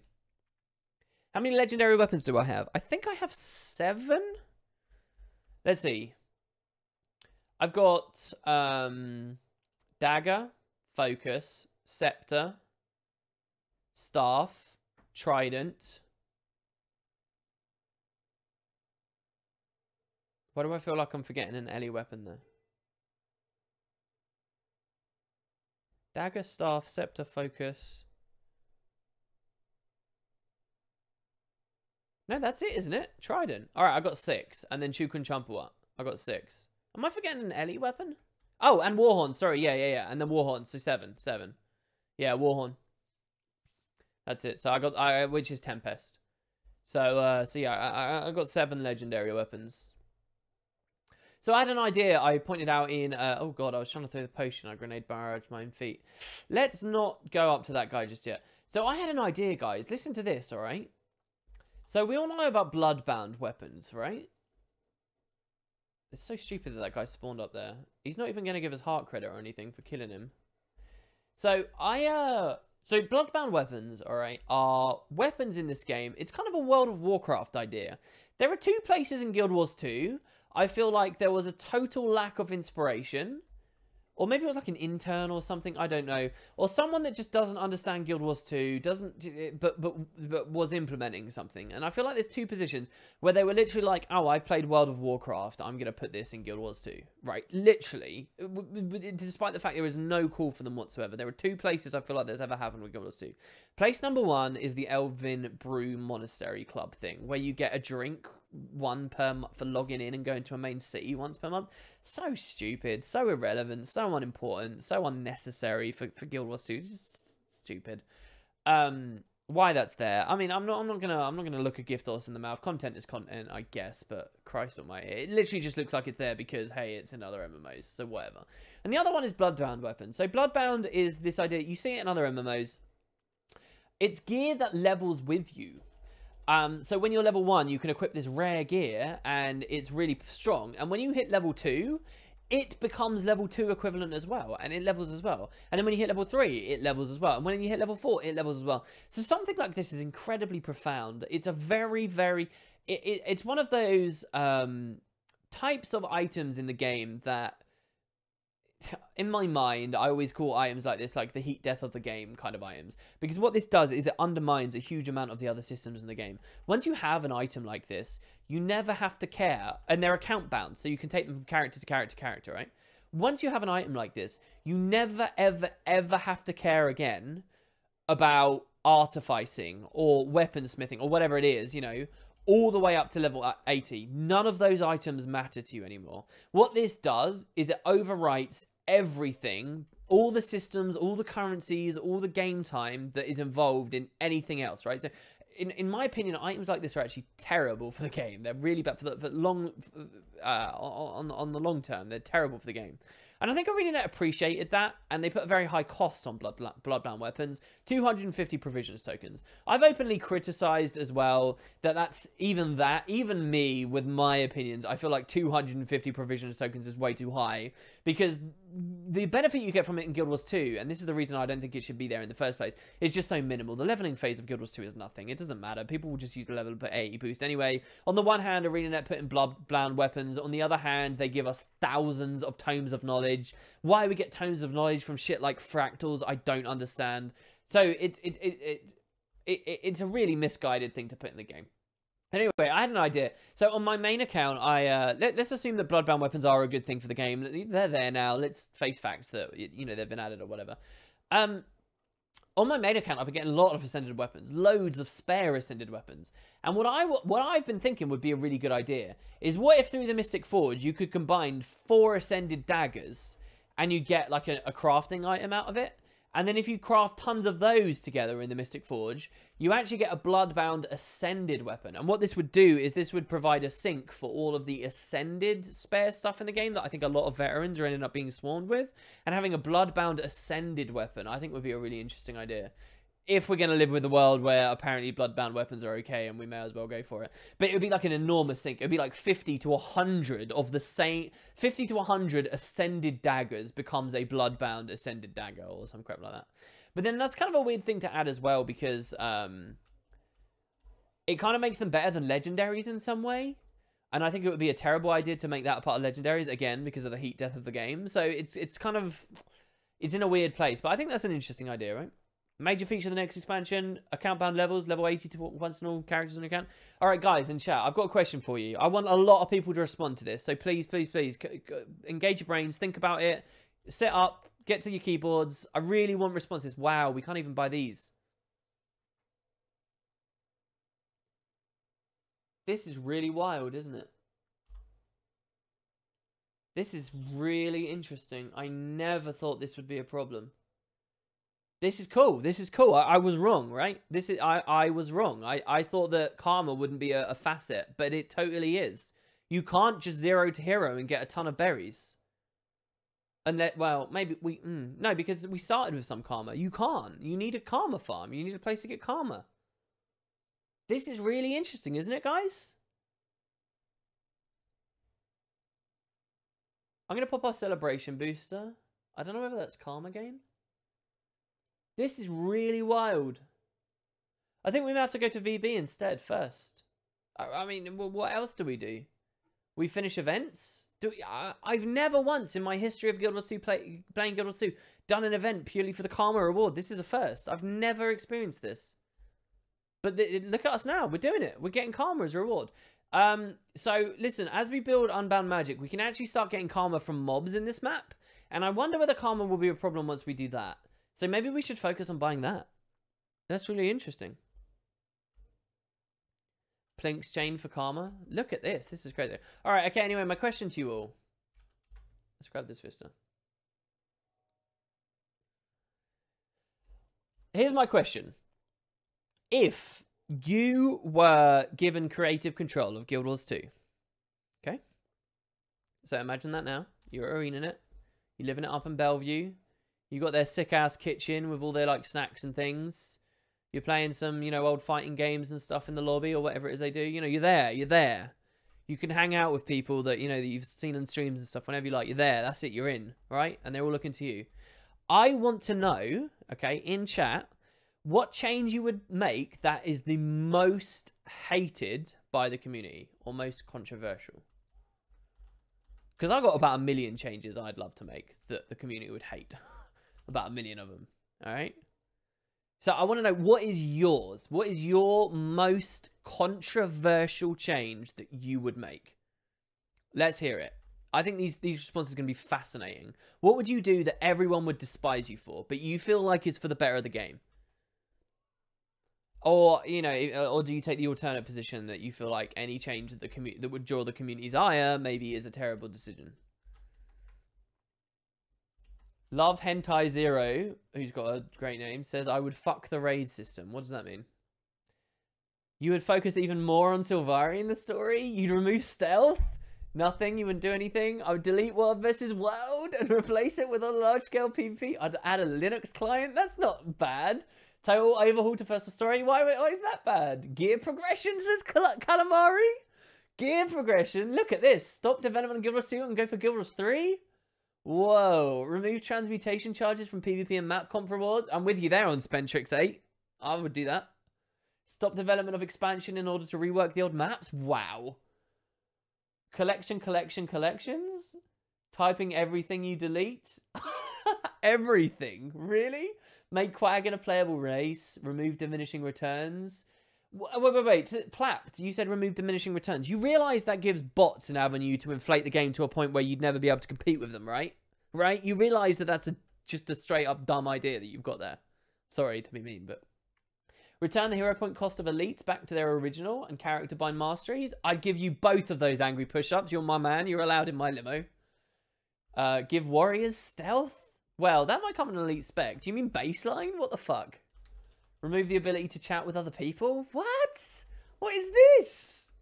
Remove the ability to chat with other people. Salvaging old legendaries would give a chance to drop an item necessary for the creation of new legendaries. Wow, try to bite. That's really interesting. I know what you're going for there. What you're saying is you want legendaries to be rare and that enforces them to be rare. Remove transmutation charges as a whole, making it changing outfits free like in Rift. Revamp underwater, make it impossible to level anything else. ArenaNet managed to inflate the economy on their own, so it wouldn't make much of a difference. Make power thieves OP. Do these need to be serious replies or joke? No, a serious reply. I want a serious reply. I don't want any jokes. Seriously, if someone's, I don't take any of these as jokes either. I can see the logic behind a lot of these suggestions. I think short-sighted, though some may be. Can only revive in combat using skills, no pressing F. That's an interesting idea. That's a very interesting idea. I'd be on board with that. I wouldn't be mad at that. I'd have to see how the implementation worked in the end. And obviously, you'd have more revival capability. I'd go back to the pre-launch idea of not having a level cap at all, but eventually stop gaining stats. Well, you kind of get that with skill points. They just sort of messed it a little bit up. Here we go. So that's the stones. We'll get some karma for that, I guess. Let's go back to the sanctuary here. I wanna buy some stuff. Make the game pay to win. Ban people for using Reshade and Yolo Mouse. That's got to be a joke.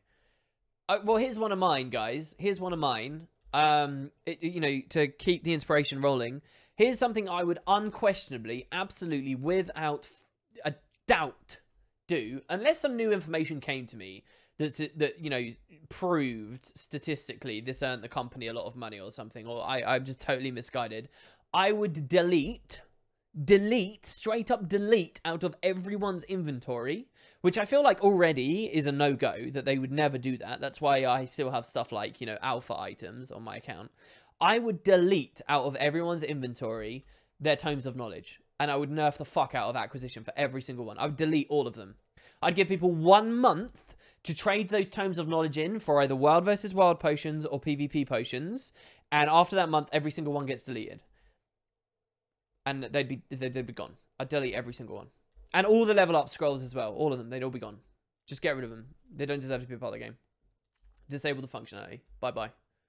You're not allowed to skip. And I'd get rid of this as well. This is ridiculous. Look, add in the skill types of the missing classes isn't necessarily something that will draw the community's ire, is it? Oh, a lot of people agreeing with me with the tomes of knowledges. Tomes of knowledge. All right, so look. For karma, which it looks like we're going to need, we're running out. We can actually, instead of buying one of these immediately, we can instead spend our money on this, Karmic Retribution, which will cost us 5 gold. But with this, we'll get karma while we kill foes, and I feel like this is actually necessary. It will cost us 1,000 magic, which is a bit of a sting, and it will cost us 5 gold, which is a bit of a sting. But I think we might need this to keep pushing our berry farm. I really do. Because we're just not going to be able to buy the berries anymore. So let's roll with this. I need 5G. So I think time has come to level Huntsman, guys. I think time has come. So let's head on down. Now, I went to Guild Wars 2 Crafts before, which gave me a fast guide based on TP prices of the time. And now the economy will have shifted, and I'm a bit scared that this isn't going to work anymore, is it? It now says that the expected cost is 40 gold. I feel like this is not a good time to be doing this. I feel like I shouldn't push the Huntsman right now. Because I want to do Huntsman because I gotta get the gold off of the TP, and getting the gold of the TP is going to put all the Huntsman stuff in my thing. So we got all of those problems to deal with. So let's just have a quick look at Verdant Brink here. Well, let's walk to Verdant Brink first, shall we? Now, the easiest way to do that is to go to the Spud Club Guildhall and then move on through. You might need to stop spending karma on sickles too. Yeah, I think you're right, Benji. I think we will. Skins that only one person in the game can acquire. So, for example, there's only one Bifrost in the entire game. I don't know whether that's necessary. It's interesting that you say that, Jerry, because, like... Let me put this another way. well, all right. Well, here's a stance that I think some people, and this is what I'm about to give you is a short-sighted stance. But here's a stance that I'm about to give you that would put the developers off of doing that. What is the point on spending money and development time on building something only a single player can get? That's the point. Now, my counter to that argument is that even though only one player acquires it, if you make the acquisition process something that lots of people will compete for and engage themselves in over a period of a few months, it actually affects a lot of people. Just because only one person gets the reward at the end of the race doesn't mean that you haven't impacted a large amount of your community with that one item. The other thing to think about as well is, even once that, let's say there's only one Bifrost and only one person has the Bifrost, once that one person has the Bifrost, as long as they're an active player and they don't just fuck off and disappear with it, they kind of become a legend in the community, and there becomes discussion and there becomes understanding around that, and it continues to impact everyone else. And the prospect that you might one day get one of these one-of-a-kind items also ripples through the community. So it does... Oh god, my bind for jump changed. I'm gonna have to... Let's try and get this. I will fall once I run out of endurance here. So we have to hit this updraft here. If we don't, we're dead. It doesn't matter, I've just remembered, because we can just waypoint, so it's fine. I'm going to hit that anyway to cover myself. It says waypoint to the start. So it's interesting. All right, it's currently, what, daytime? How long till night, I wonder? Let's glide down. Welcome to the expansion, everyone. Ground zero. Time until night for 1 minute. Ooh, this stream's going to go on a bit longer than normal. 10 minutes. Yeah, that's not bad. Guys, if you want to come, let's do a VB night. Let's do it. If someone in my current party wants to squad up as well, that'd be pretty epic. Let's do it. Let's do a VB night. Let me just remind you, if you're going to do this with me, this meta event does not require you to zerg on the tag. I was doing one of these quietly the other day, and people just zerged on my tag. I wasn't winning potatoes or anything. I just had a tag up. And it's so annoying. Don't zerg on the tag. Find a camp that usually dies and defend it on your own. So we've suddenly got a mix of Zerkin as well, but I don't know what skills I should be using right now with this weird mix. So I'm at Jaka Itzel, so I'm just going to sort of push these Jaka Itzel events here. Building a legendary costs you double the materials than the last person who built that legendary. Boom. Infinite, horrifyingly grindy content. Wow. Double. That is pretty mental. I am a big believer, by the way, in stuff like that, where it scales based on the number of people that are around, because I think that's what MMOs are built to be about, right? Like, one of the main ways to earn money in Black Desert Online that I think is really cool is you can, like, do trading, where you take one good and you sell it to an NPC on the other side of the world. And you get a certain amount of money based on the distance that you've traveled. But also there's a bonus amount of money you get based on how long it has been since the last player also did it. And systems like that are really smart and really cool, because what they do is they encourage players not to swarm around a single meta like we have in Guild Wars 2, where everyone's at AB multi-loot, but people become traders of a specific good and a specific route through the world, which is kind of unique to them because they're the ones that are cashing in on that, and other people sort of... And, you know, when it becomes too popular and it becomes too busy, they'll move on and they'll go to a different place. I love systems like that because that really hooks into what an MMO is all about, in my opinion, right? Now, ArenaNet would have looked at something like that and said, no, this causes competition between players. Players aren't going to like one another because they're taking each other's a bounty and there's conflict there. But I propose the opposite scenario. I actually think that this makes a stronger sense of community, and it makes you feel like you're more built in an MMO where other players' actions actually affect you. And I think it's a really, really profound, fun idea. I think that BDO did some things very, very well. And that's one of the more interesting systems in that game that I think really pays off. The idea that you can be a trader, guys. You can explore the world and you can travel, and that is your game time. That's how you earn your money. I think that's cool. Join on who? I don't really know. Just join my map and hope you're in the right one, I guess. Look for the same tags or something. I don't even know whether this one's going to succeed. I'll tell you what I'll do. If someone's in T4 Night, I'm going to join this. Oh, there you go. They're already in this map, so that's fine. Here, you can join on /squad join McPoopbutt, and you'll be good. So I'm going to try and escort this pact member here. This pact soldier. Having kind of hybrid damage is alright against these husks because they don't take physical damage. Let's blowtorch him in the face. That's all right. The system already exists in Guild Wars 2 with the bonus XP. I think it should be fine to add a similar system to event rewards. Restless, you're absolutely right, man. I think that is one of my longest standing desires for this game that I've never really wavered on. Absolutely, man. Like, why bonus experience and bonus karma and stuff like that doesn't exist for events? I think that all events should just be bronze rewards. And the only way you get a silver reward is if it's an event that hasn't been completed for a while. And the only way you get gold reward is if it's even longer. But, you know, bronze becomes balanced to be what current gold is. Do you get what I mean? And so on. I'm going to try and keep him blind just so that the soldier doesn't die because he's super low on health. And I took the aggro and now he's dead. Good. So I'm going to try and heal him with this field here, and then we'll... oh, I can't blast, really, can I? I could have blasted with the 5, but it took me too long to realise that. Oh, no. Don't have the rally points full. Come on, guys. T4 meta. Let's come play, guys. You just bought all the rares needed for your provisional tokens. Good job, dude. Because, again, they will spike. I promise you that... I think a lot of things are going to spike when Legendary Armor is really sincerely... you know, coming. But I think the provisioners token-based rares are going to be one of the bigger things that spike. Now, no doubt there are a lot of players out there with their eyes on it already and thinking that they're being smart and no one's realised and that that's where they're going to make their money. So, but I think that is one of the big things you want to keep your mind on. Oh, I do have medkit. You're right. Yeah, I do. What's this even like with no healing power investment? I'd love to see. Like, I did a necro healing video recently, and I'm really interested to see what, like, an NG healing video is like. Rev, I guess, would be another big one. See how shout heals work up in the Guild Wars 2 of today.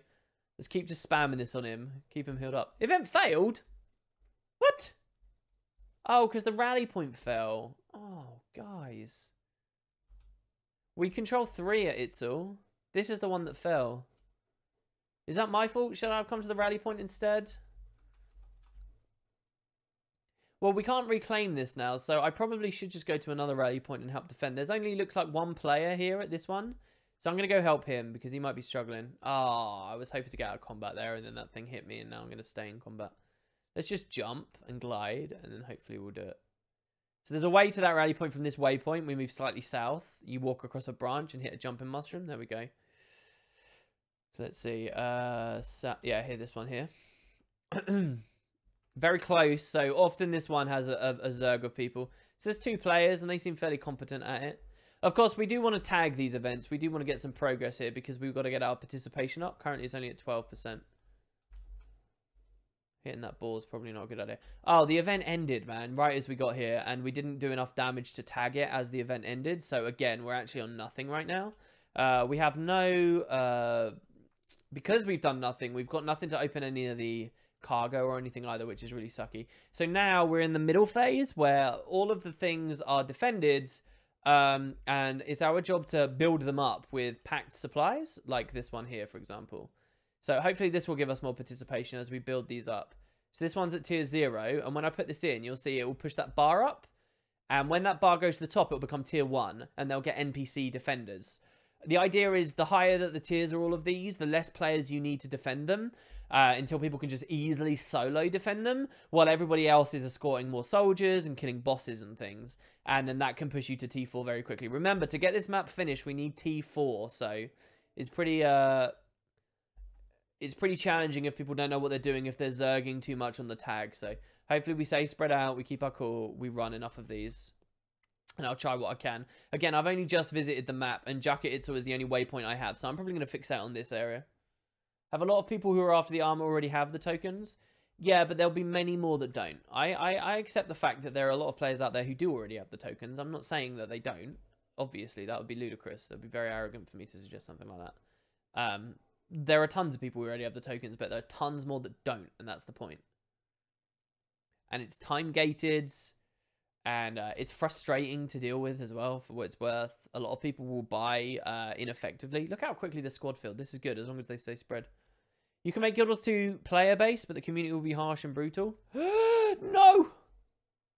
We're waypointing. If I die, I lose the pack supplies. If I waypoint before I die, I keep them. So that's why we did that. Now we're going to take the bouncing mushroom and go back. It was almost faster to do that, probably. Use the skill 1 to give ourselves swiftness. So you see how this is tier 1 now, and see how they've got some rudimentary barricades? The enemies that attack this location now will actually focus on the barricades first, and it will buy the NPCs and players in the area time to do more damage and clear them up. And the more tiers you get, the stronger the barricades, the more allies that appear and so forth. So that's something that's nice. Has it been a year, says Will Hawkins? Oh my god, dude, you've been subbed for a year. You're a legend. Everybody who's been subbed for everyone who's been subbed. You guys are awesome. Thank you so much. Good job with the resub, dude. Let me just check my thing as well. Seb says, hey WP, thanks for the good times. Could you give a shout out to my co-worker Sarah? We both like to watch your videos at work. Really? Oh my god, that's weird. That humbles me. Thank you. Hey Sarah. Hope you're enjoying the videos. Hope you're enjoying the streams. Hope you see there's some wooden potatoes too at some point, maybe, if you're not watching right now. Also, it sounds like you've got an awesome job that you can watch this stuff when you're working. I was always very jealous of that. Both 17 and 2017 are prime numbers. What are the chances? I don't actually know. How would you even assess what the chances are of that? So, by the way, once the defense events start, we can continue to run packed supplies. So if you're not confident at all in your ability to fight, you can still focus on this.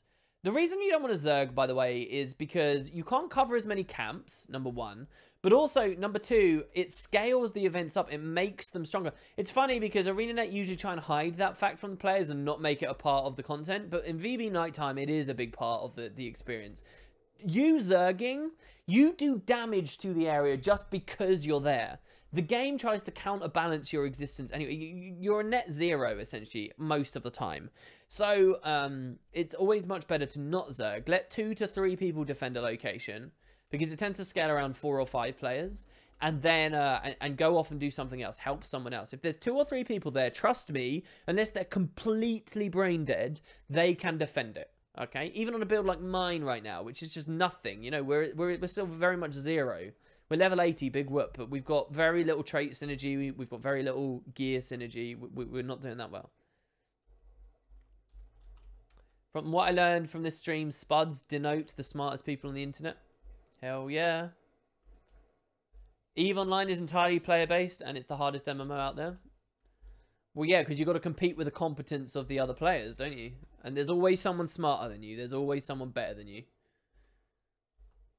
For 99.9999995% of the planet, that's going to be true. There's always someone better than you. And so you play EVE, and yeah, you're in there. Especially when you get to an old MMO that's like, people have had years to learn it ahead of you. Like, I could never, ever, can anyone in chat, seriously now, think about this, right? Could you imagine going to EVE Online today? Literally, this stream's going to end, right? And when it ends, you go and download EVE Online. Can you imagine going to EVE and then by the end of the year being like the wealthiest player there? Or with the biggest ship, or whatever. I don't even know what is a hallmark of being a great player in EVE is. Can you actually ever imagine yourself being that? I can't imagine that of myself. It's weird, isn't it? Well, maybe it's not weird. Maybe that was a very boring point I just made. Yes, says Rod Weiler. Go for it, Rod. Get that installation done. Let me know how you feel at the start of 2018. I'll be here, buddy. Good luck. Godspeed. Now, sometimes packed supplies appear down there at the ledge, but I don't have the mastery to go down there, so... How much carrying is allowed, though? What do you mean? What, in EVE, if you were going to try that? You're pretty sure you can't get into EVE anymore? What do you mean? I'm going to call it 0 to Hero and do... you're going to do videos of it? That would be brilliant. There we go. So, do you see how we just upgraded this? And there are more supplies there now. Notice how there's more barricades and things, right? And this helps us. But you'll notice there's 1, 2, 3, 4 other players here. So this might look hectic. It might look scary. It might look like they need my help. I'm going to leave, though, because me being there is actually scaling that. Trust me, they're going to be better than us. We have crappy skills. It's fine, okay? What I'm going to do is I'm going to go and try and defend that rally point that fell earlier, because a lot of players will defend a rally point, and they'll stay at that one rally point for the rest of the event. So, you know, people are already assigned, if you will. They assign themselves to various locations. It's likely that no one's at that one that fell before, so we're going to go help that one out. Unless there are people who are very, you know, on the ball and thinking about what they're doing, which really don't expect much of people, is what I'm saying. In terms of their capacity to fight, you can expect a lot. If there's anything that people learn eventually, it's how to fight, for PvE standards anyway. But for the rest of it, if you could devote all your time to it, yes, but you have a job and student loans and whatnot, that's quite cool. That's quite interesting that you think of that of yourself. It suggests you feel quite comfortable, quite confident. You feel very in control of yourself and what you're capable of. It's nice. It's a nice outlook to have on the world. That you really think you could be one of the best EVE players. Stuff like that actually happen. EVE actively follows scams and frauds between players. Yeah, EVE is fascinating. It really is fascinating. I think it's what a wild ride. So this one's actually been captured and it's tier 1, which is really nice. And I'm about to put some more supplies in. So that's good. And again, let's count the players. There's 3 players here again. So again, I actually think that this one's fine. My suggestion for anyone doing VB night would honestly be roam around until you find a camp that doesn't have that many players. For me, it looks like Jacket Itzel's pretty much sorted, in my opinion. So I'm gonna roam towards Loranthe now. Actually, I think I'm gonna waypoint and then I'm gonna go south and I'm gonna do the Ordnance Core area and I'm gonna see what's available there. Just because I also feel like there's a chance that the Jacket Itzel area is a little bit more populous because we're streaming and people might have joined and helped out with the squad for that reason. The message of WP stream: don't expect anything from everyone. Everyone else are useless. I think quite often you do need a bit of initiative, yeah, and that's not a judgment call or you know, that's not me being mean about people. You just got to understand what people's mindset is when they're in open world, and I include myself in this a lot of the time. For most people, open world is a time to turn off your brain, and it's a time to relax, and it's a time to just spam some skills and, you know, zerg on a tag or whatever. And you do have to consider as well, a lot of people might not know as much about the game as you do, or this event, right? They might have just started, they might have just began the expansion, and so yeah, like, expect less of others than you expect of yourself. I think that's generally good advice, right? Oh, that was a beautiful tendril dodge there. I'm gonna it looks like there's a few people there, which is fine. I'm gonna come around the back here. I've so rarely ever walked on this, by the way. This is crazy. Again, just looking for pack supplies as we move. I don't know whether any actually spawn here. Is that some in the... No, this is all just stuff for the adventure. And again, I find it unlikely that they've spawned stuff actually at the adventure area, so that's fine. Let's just keep moving. We've got silver there. That's good. That's a bit of karma. Again, like, getting karma is important for all of this. There we go. We've got some pack supplies. So we're going to run this into our next destination. Which is over this bridge over here. And we're going to build up whatever rally point we get to there. This one's tier 3. Tier 4 is max, so I potentially can get some worth out of depositing something in there. But I'm not going to, because I think that one's probably going to get built up quite quickly. I get a bit nostalgic about this area, honestly. This area is cool. It makes me want to play on a 16:10 monitor every time I get here, because when I went out to Brighton and I got preview of the Heart of Thorns, it was... Here we go. So we'll run this event and we'll take the supplies with us as we go. There's a player already here, so maybe it doesn't matter. Yeah, it doesn't matter. I'm going to let him solo that. That's fine. When I did that preview, they actually had us on 16:10 monitors, which is interesting. I wonder whether that's, you know, what ArenaNet envisioned when they developed the game. And I wonder whether that's, you know, their perfect experience of Guild Wars 2. It's a 16:10 game. And it did feel good. It felt nice. I actually think I prefer 16:10. The reason I've never really thought or considered playing on the 16:10 monitor is because I make videos and there's not a 16:10 YouTube player. So if I did it, you'd get letterboxing on all the videos I make, or I'd have to crop stuff out, or I'd have to stretch it and it would look weird. So I don't use 16:10. If YouTube got its shit together and added different players' sizes, I think that'd be really cool. And I would move to 16:10 in a flash. I think that'd be really cool. 16 by 10 is standard in some places, like France. The game looked good on it, guys. Seriously, the game looked really good. If you're in the market for a new monitor, maybe if you've been watching CES 2017 or whatever, do consider it. If you don't make videos and things, do consider it, because I think it looked awesome. The proportions of everything, it just felt so much bigger. And it was slightly bigger, obviously. It's 16 by 10, but not 16 by 9. So it had a little bit more vertical space to play with, but it just felt good. So this one's tier 2. We'll deposit this in here. This is fine. So there's 4 controlled here as well. I think we should be at level 2 about this point, but that's all right. There we got silver for helping that guy score, which is nice for our karma as well. We're looking for 2,000 to buy our berries. It's only just dawning on me that it's quite expensive to get berries. Do we have any crowbars? We've got 3. I'll save them for large cargo rather than the small cargo, since we are a little bit close with that. 21 by 9 master race. That's pretty cool as well. I mean, 21 by 10 is clearly the only way to play Guild Wars 2. You always play on a 16 by 10? When I want to capture the video, I always have to remember to switch to 16 by 9? Yeah, and that would just frustrate me too much. And stuff like append recording, and if I want to capture like a cool moment. Like, I had an idea. Well, you guys will understand why when you watch my Tempest support video in Fractals. I deliberately picked a run where I have some epic rebound plays on it. I had an idea to just play, while I'm just casually relaxed playing Guild Wars 2 from now on, just append recording the whole time. And whenever I make a cool rebound play, just capture it. Because those are some of the only cool moments of PvE, honestly. And I think that would be really fun to show off, like, saving people's lives. Like, it's a fun skill. It's a cool skill. It just doesn't deserve to be where it is on Tempest. The gameplay behind it's a lot of fun. So, but if I was going to do something like that, you know, constantly capture everything I do just on the off chance maybe a rebound would happen. Here, let's recapture this. I'm going to be bad at this and I might die. So, if I can get some support, that'd be pretty cool. But yeah, if I was going to do that, I couldn't run a 16 by 10 monitor. It wouldn't work. But yeah, check it out if you can, guys. It's very, very, very cool. Because I remember when I played it, I didn't realize it was a 16 by 10 monitor. The game just felt different. I mean, it was laggier. The frames were nowhere near as good as my frames at home. And it didn't, and I didn't have reshade either, which I was an active user of by the time I got to that event, right? So the game in many respects looked a lot worse than I was used to, but there was something I couldn't put my finger on. I was like, this looks really good. Why did, you know, and that should tell you something. In the face of having, it was a lot lower frame rate. In the face of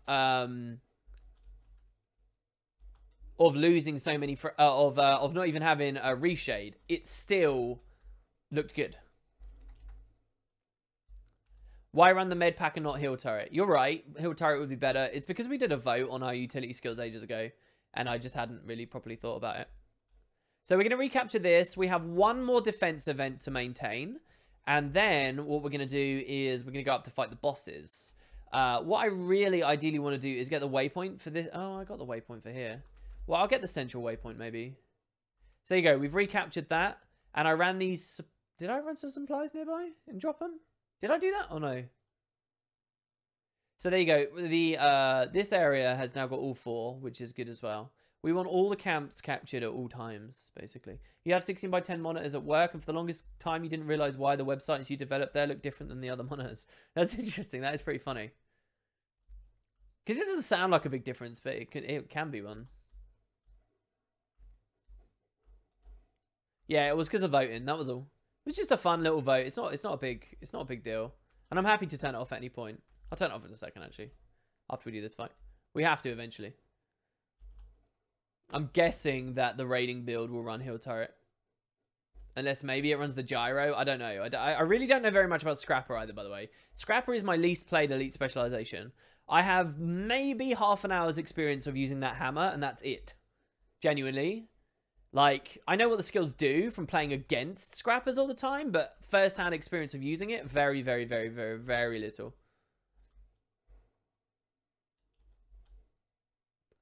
It's probably a perspective I'd do a lot better having. All right, here we go. So heal turret.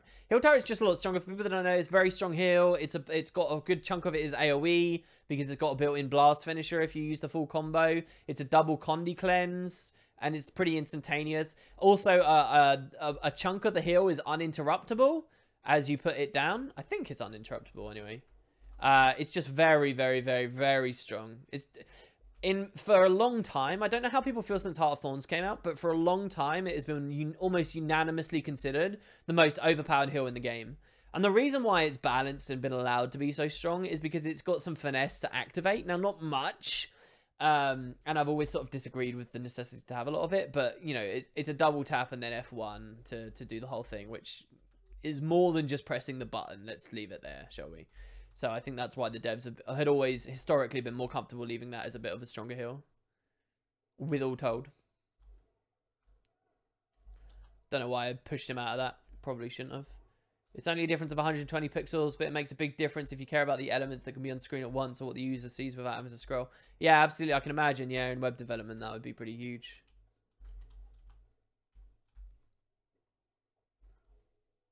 The Meta Battle Raid build doesn't even use Scrapper. You're right, yeah. How did I forget that? I knew that. I knew that. Both of them don't. Neither Power nor Condi use Scrapper, I believe. Or does the Power one use Scrapper? Is it Hammer or is it Rifle? Shit, I should have known that, shouldn't I? Is it Hammer or is it Rifle? Can anyone have a look? Maybe I'll have a look in a second. So we're gonna escort this guy. It's pretty top right now because we're the only ones doing the escort. And he's pretty close as well, which is nice. You can see how little damage we do here, by the way. It's very, very, very low. Just get a monitor that supports deep color, very pricey panels, and not much use unless you're a graphics professional. Oh, yeah. I mean, I'm very happy with my screen. It's an IPS display. So we actually need more here. We need more mastery points. That's also an interesting gate to us. It's an IPS display that can go up to 1440p and 144 hertz. At the time that I bought it, there were only 2 monitors even capable of that. Now, it was very much overpriced for what I bought it, for the time that I bought it. But I think it's very cool, and I'm still very happy with it. I'm kind of interested in this whole curved display thing, but it sort of feels a bit faddish to me. I don't know. Like, does a curved display really mean that much?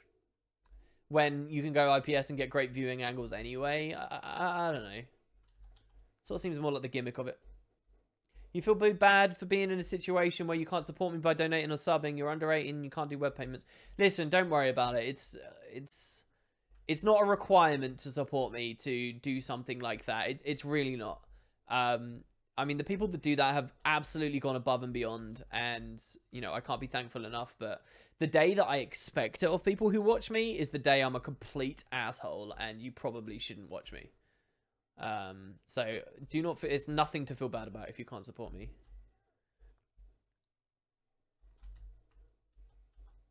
There's still no true 4K monitor that supports 140/40. Yeah, I'm not surprised. 140/40? What the hell did I just say? 144.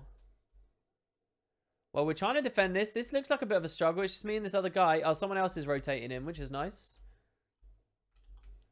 Really, I shouldn't have dodged so far away before using Blowtorch there, but I was scared I was going to die. That Thrasher's probably going to die to Condi's there, so that's fine. Let's stack some burn on this dude. Shit. Should have dodged that. So, for people who are tuning in, don't really know what we're doing a VB Knight, not just for the hell of it. We're doing it specifically because it will give us Berserker gear at the end.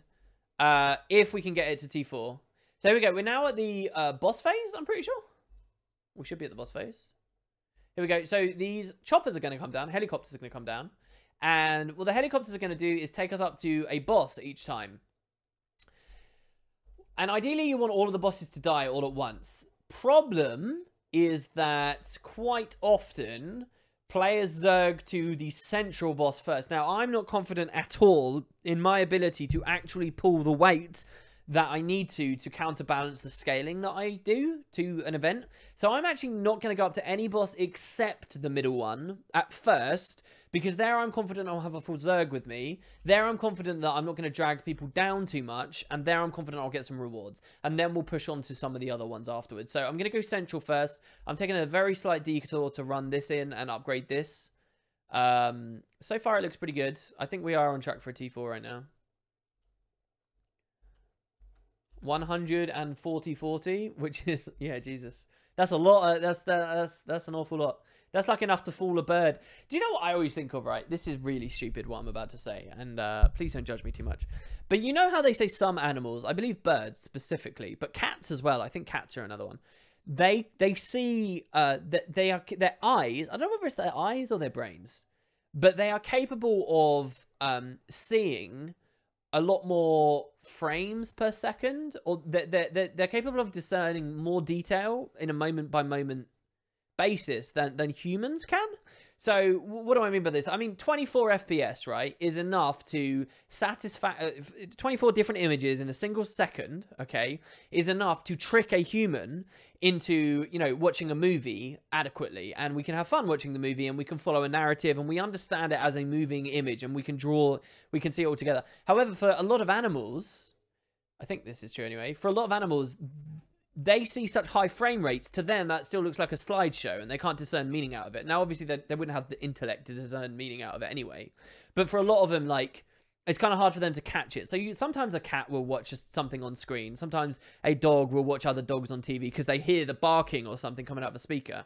But, you know, so I've always been interested in, like, having, like when I got my 144 hertz display, I was really interested. Wow, this central camp wasn't even captured, so we don't even have a helicopter here.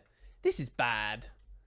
This is really bad. What else can I do? There's only 2 controlled here. I'm dead. Oh my god, the trait saved the day. We were even CC'd in that sniper fire. Oh, that was epic.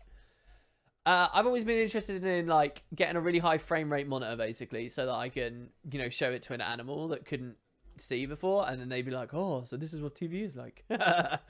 There you go. That's the whole anecdote. Now I'm done now. Have a good rest of the stream. You're heading out for dinner. Catch you later, Joe Bum. It's nice to see you, man. But at what point is more than 30 FPS when human eyes can only see a maximum of 30 FPS? I don't know, man. Yeah. It's all just a stupid marketing gimmick, really. I mean, if 30 FPS is the max, why would I care to play this game at 60? It's just dumb. Don't get roped in. It's like surround sound headsets. Don't let anyone else tell you otherwise. Well, I'm not going to be able to do this. I can't do enough. I've barely hurt this thing. Are we going to capture this or not? I don't know why I threw the hill field over on him. That was stupid. Need to keep my range, like, bad. Look, I've got so much aggro here. This is mental. They're all quite low. It's pretty frustrating because I know for a fact that if I was a bit better, a bit stronger gear, I know for a fact I could handily deal with this. Like that sniper. Okay, finally killed him. It's probably like maybe 5 more Morgem left based on this level of scaling. Oh, we just dodged that. That would have been death if we hadn't done that. Try. No, I don't have any endurance. All right, we're okay. He's dead. Humans can make up animation with even less than 24 FPS. It doesn't take much for a human to recognize a pattern. That's our strength. Evolutionary speaking, recognizing patterns. Okay, so now that we've captured this, a helicopter should come down and we can go up to the Wyvern, and hopefully she's not already dead. Hopefully we can get a tag. Hopefully we can help, you know, get some loot there, and then we'll move to some other bosses as well. So here's the helicopter. We've got 3 of these controlled now. I don't know, we're only at security level 2. This is a bit worrying. Here we go. So, oh, is she already dead? Fuck, she's already dead. We missed it. How is she already dead? There were only 2 other camps. So all these assholes went... Or did she not spawn? Because the primary camp wasn't done. All right, let's go kill the Jacket Itzel ones then. Because this is one of the only other waypoints we have. We have the Patriarch as well. It's really important to me that I get a tag on one of these. There we go. We just bunged up. Shit. I think that means that the boss has just died as well, doesn't it? All right, let's go over here.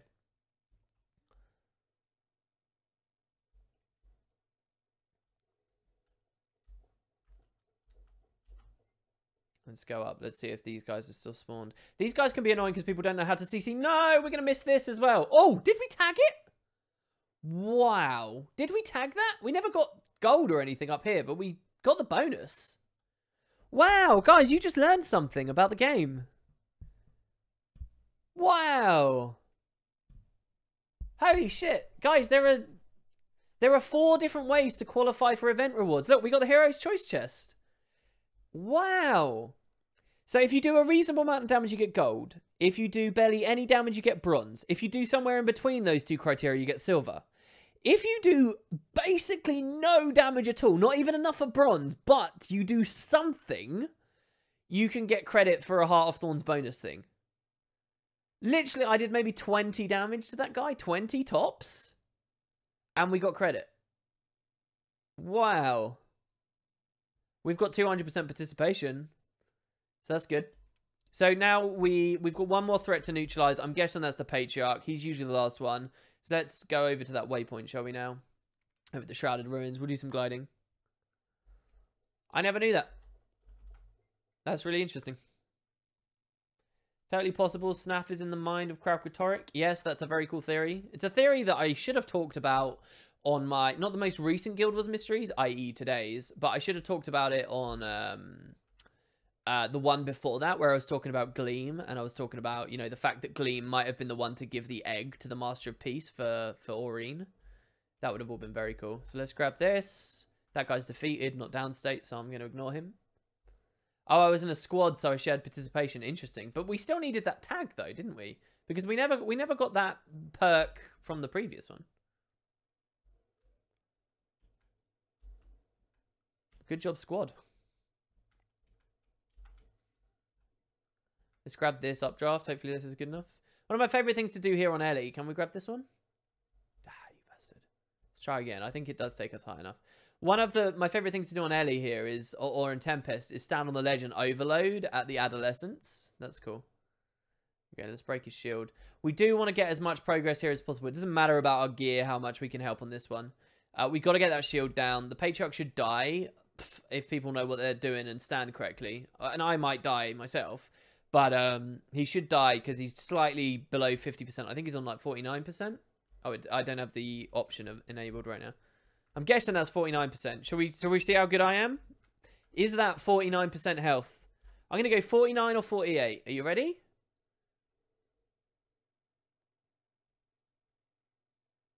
Show target health percent. Oh, it's 50 exactly. Crap. It's closer to 49 than it is 50. It's just it's just rounding up. But yeah. Made me look like a bit of an idiot. There we go, let's fly up. Did I throw that already? There you go, the shield's down. So now we're going to move in. We really do want to kill him now, which would give people 10 minutes to... there you go. So he's using his blow thing behind us, which is great. He's also not laid anything on the floor. So let's just do what we can. I'm actually going to try and do reasonable rotations here. So now he's put the fire in front of us, and we're going to move down here. I didn't need to use the 5 there. That was silly. Blowtorch again, though, is good. Back to the grenades. Oh, I don't have... that's all right there, then. Blowtorch again. No alacrity. Hate my Zerg. Let's try and blast with this and see if... retaliation. It didn't do anything. It's worth a shot, though. Firefield again. More bleeds, poisons. I mean, I'm doing sort of a Condi rotation right now, which isn't necessarily what's even the best, because our gear's a bit weird right now. Again, I used the 5 there, and that was unnecessary. Shit, he's invulnerable again, is he? Damn, we got to break his shield again. That's annoying. He didn't get burnt very hard. Oh well. See, I almost feel bad being here because I know I gave him extra health by being here, and I feel like if I don't damage out... Phew, what a disappointment. And you thought I was good at Guild Wars 2. I know, I'm not actually good. I'll tell you the one thing I'm good at. Decorating. Oh yeah, baby. Decorating and scribing. Let's do it. You want to get expert information about scribing? You come right here. Do you understand me? You want to know the ins and outs of the scribing discipline? Of what is capable there? You come right here. Even there, to be honest, I'm making this joke. Even there, I'm totally unfamiliar with the world versus world scribing recipes because I just don't use them. Oh, does the boss go invulnerable at 25%? Oh, and 50 and 75. Oh, so you've taught me something there. I didn't know that was a thing. I thought you could just burn him. There you go, see? You can't burn him down. That's cool. The more you know. I've learned multiple things this stream. The shield's dropping quick at least as well. It's already halfway. I love this little area here. This is a cool leg. WP needs to get back on Fashion Wars. I actually think I have a compliment on the way my thief looks on Fashion Wars 2 on my mysteries video. Which is pretty epic. You guys know he looks like the bomb.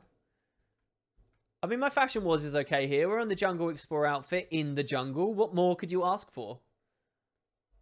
Let you scribe this boss, please. I'm overvaluing scaling. I know. It's more like every 5 people. And oh, God, the shield went down. That was bad of me then. Let's grab this then. Knowing then that he can only hit 25 and he did it earlier, I sort of feel like I don't even need to be here. Can we get on the... I'll just glide over the fire, I guess. Why is that fire hitting me? That's crap. That's a load of bollocks.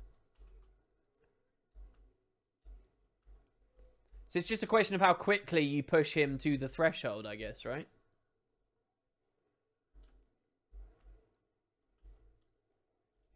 I'll blast with the mortar, why not?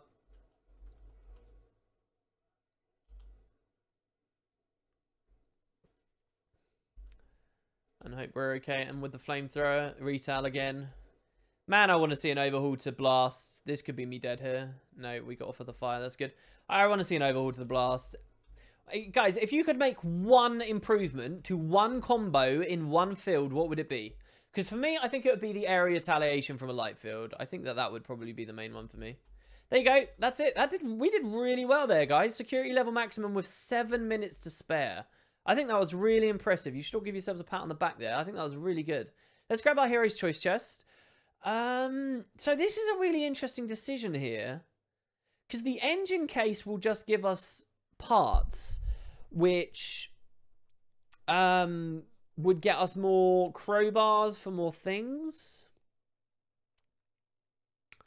But the reclaimed, but the amalgamated gemstone would just give us straight up a reasonable amount of gold. I don't know what is better here. What would you guys go? The gold from the amalgamated or the airship engine case? Somebody tell me in chat. We'll have a quick little vote on that. And otherwise, I'll see what you guys think. That's really interesting. Case or gemstone? To get us raid ready as fast as possible.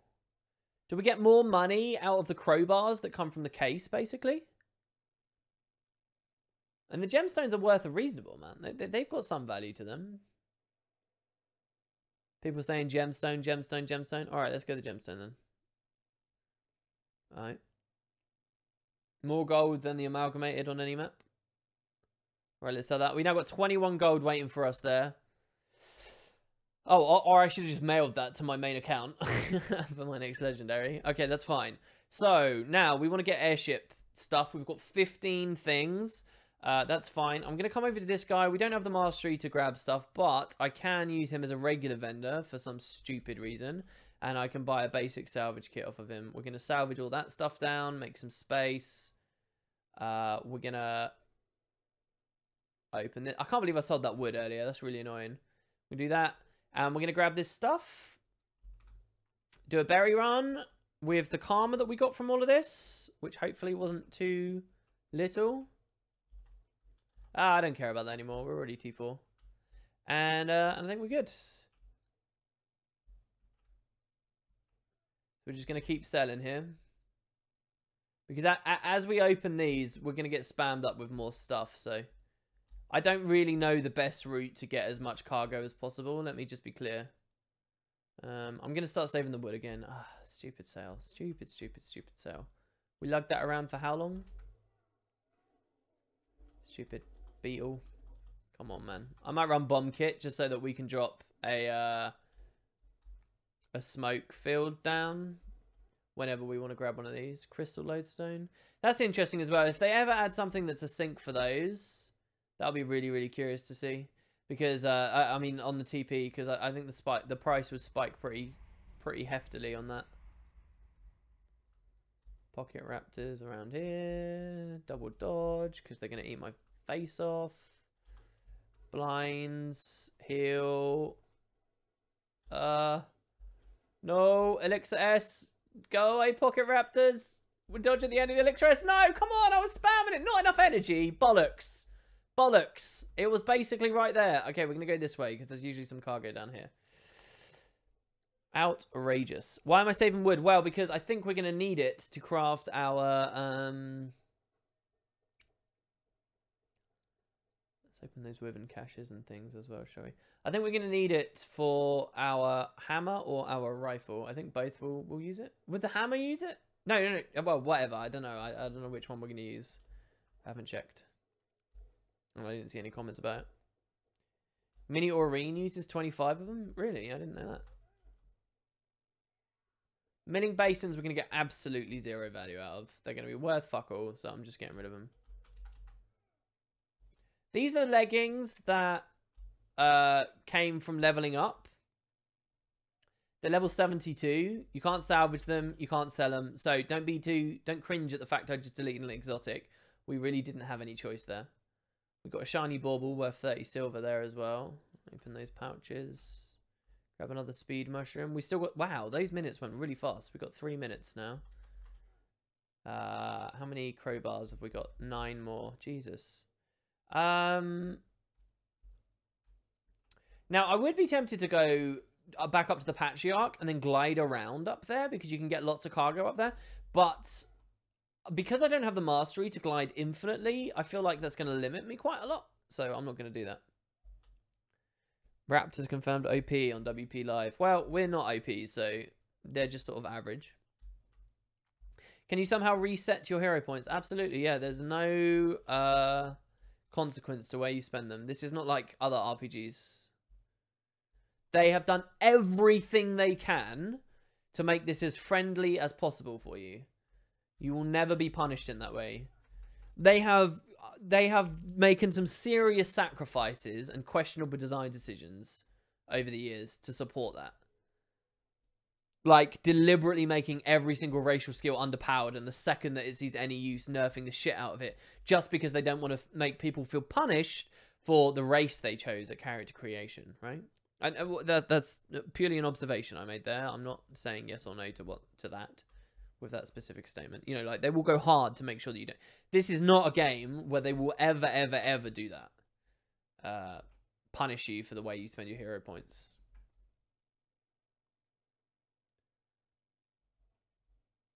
So yeah, it's as Restless just explained in chat, it's basically irrelevant. It's an irrelevance.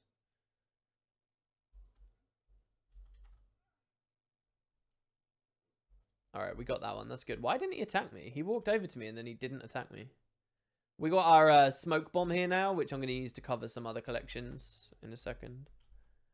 We could also go down into the roots. 5 more crowbars. When this timer ends in 1 minute 40, what's basically going to happen is all of the cargo on the map is going to despawn. Because the spawning of the cargo is reliant on the events in the area having had some, you know, amount of completion. I think some are always there, a few of them, even if it's a totally dead map. And I guess that's like a safeguard for when the game is dead and no one's around and whatever. But for now, at least, mostly, as soon as the event resets, because the map will reset and nothing will have been done, most of the cargo is going to go away. So here you see some floating cargo. I'm going to try and grab it. I don't know whether I can get it.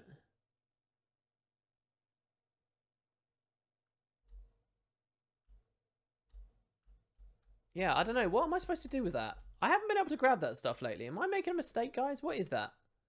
This bouncing mushroom you'd think would take you up the cliff, but it doesn't. It puts you into the tree, so... The next expansion's Pocket Raptors will be swarms of bats. Bats, you say? I think that'd be cool. Pocket Raptors, alright, are an amazing type of enemy. They are incredibly cool. They are one of the most interesting types of enemies that ArenaNet have ever done. And they can reuse them time and time and time again. If the next expansion is like deserty, it should be locusts. Unquestionably locusts. It's so cool. Or like scarab beetles and things. Oh my god. We need Pocket Raptors. Pocket Raptors will make Guild Wars 2 great again. 7 seconds. I see no cargo. I see no cargo. I see no cargo. And we're done. So check it out. Because we got T4, we get this box. The Bladed Armor box. 15 more crowbars. Holy fuck. Well, next time we do this, we can open a bunch of those. We'll get a lot more loot. The Bladed Armor box gives us a choice of any piece of bladed armor we like. And these are stat selectable as Berserker. So on this stream, you saw me get the chest. You saw me get the legs. Now I'm going to get the...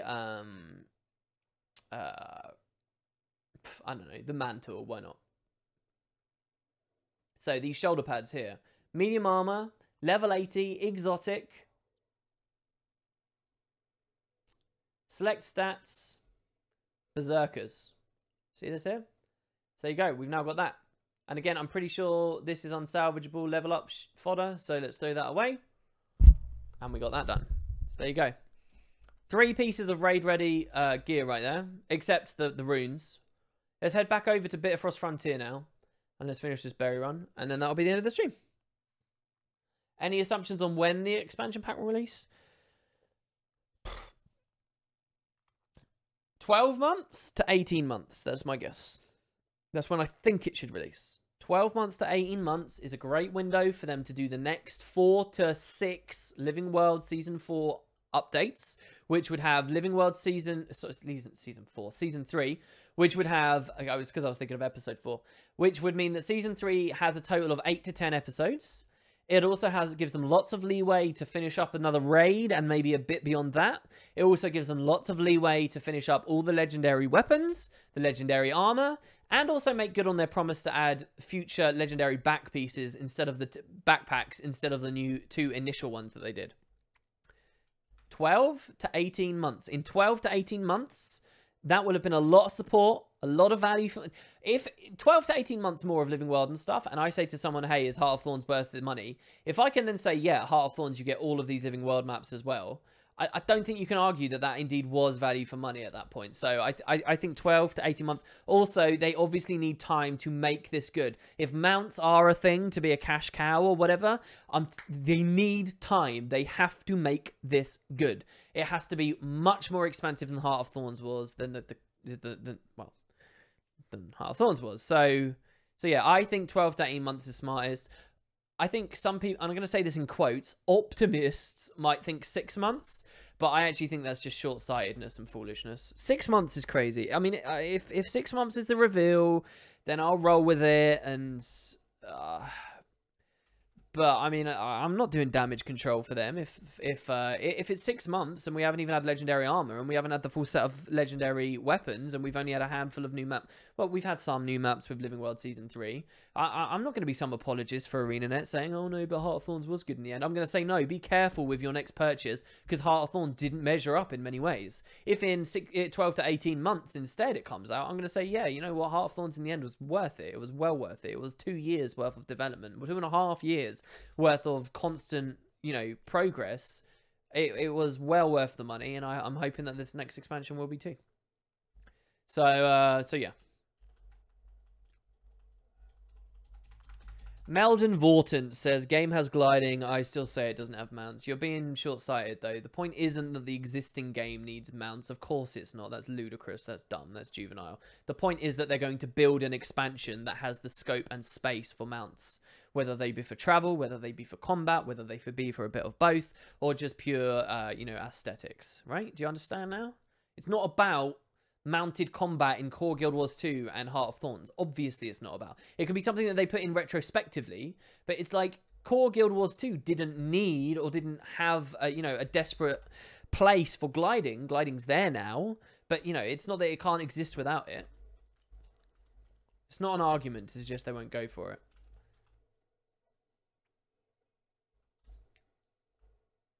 Living World doesn't come free with Heart of Thorns, though. Well, in some ways you can say yes, because you have to get the gems. That's true. But gems are something earnable in-game. So, in a way, yeah, it does. Like, there is only one true gate to Living World Season 3. And that is Heart of Thorns.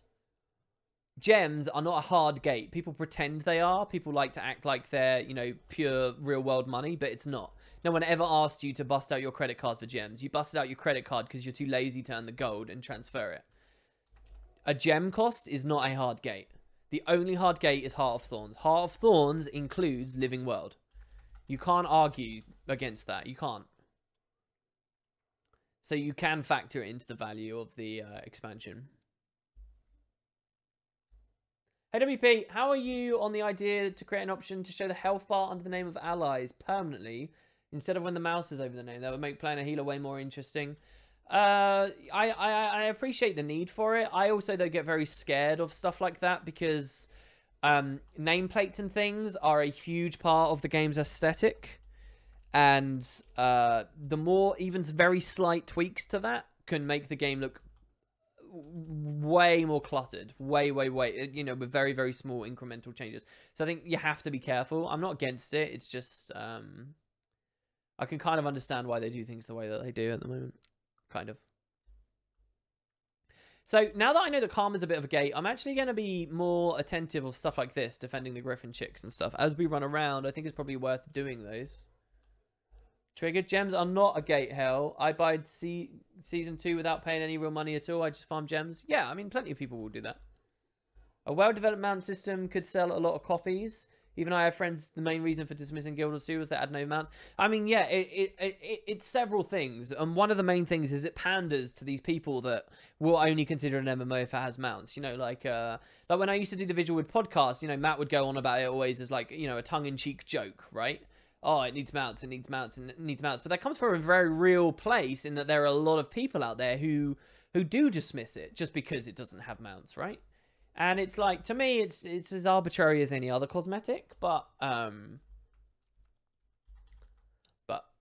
doesn't, the fact that I can reason it away doesn't deny the reality of the situation, does it? There are people who don't play Guild Wars 2 because it doesn't have mounts, and they like that more traditional element of an MMO.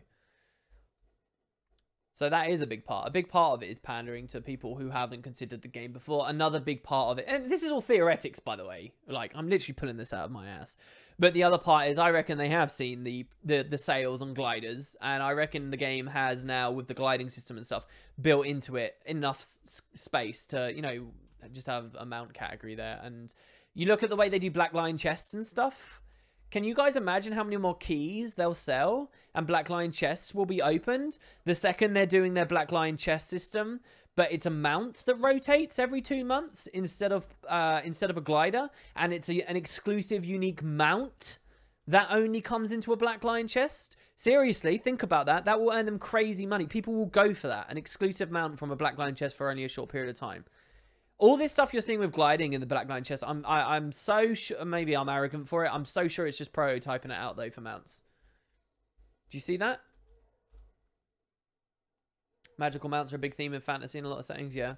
And it's like, you know, there'll be some Guild Wars purists out there who will be like, oh, Guild Wars was never meant to be about mounts and stuff, and that's a whole discussion. But here, the mount side of that, all right, always went hand in hand with the whole flashy skin side thing. Like, when you look at Guild Wars 1, we were all snobs, right? We all loved to bend down, put our heads between our legs and sniff our farts and pretend we were all better than everyone else, right? And the reason we did that was because we all said, oh, look at all these stupid little 10-year-olds that need these big, flashy, pretty skins that are larger than life and totally, they're all really unrealistic skins. And we would all go on about this, right? And we breathe it in, right? And we love the smell of our own farts. And that was a huge part of it, right?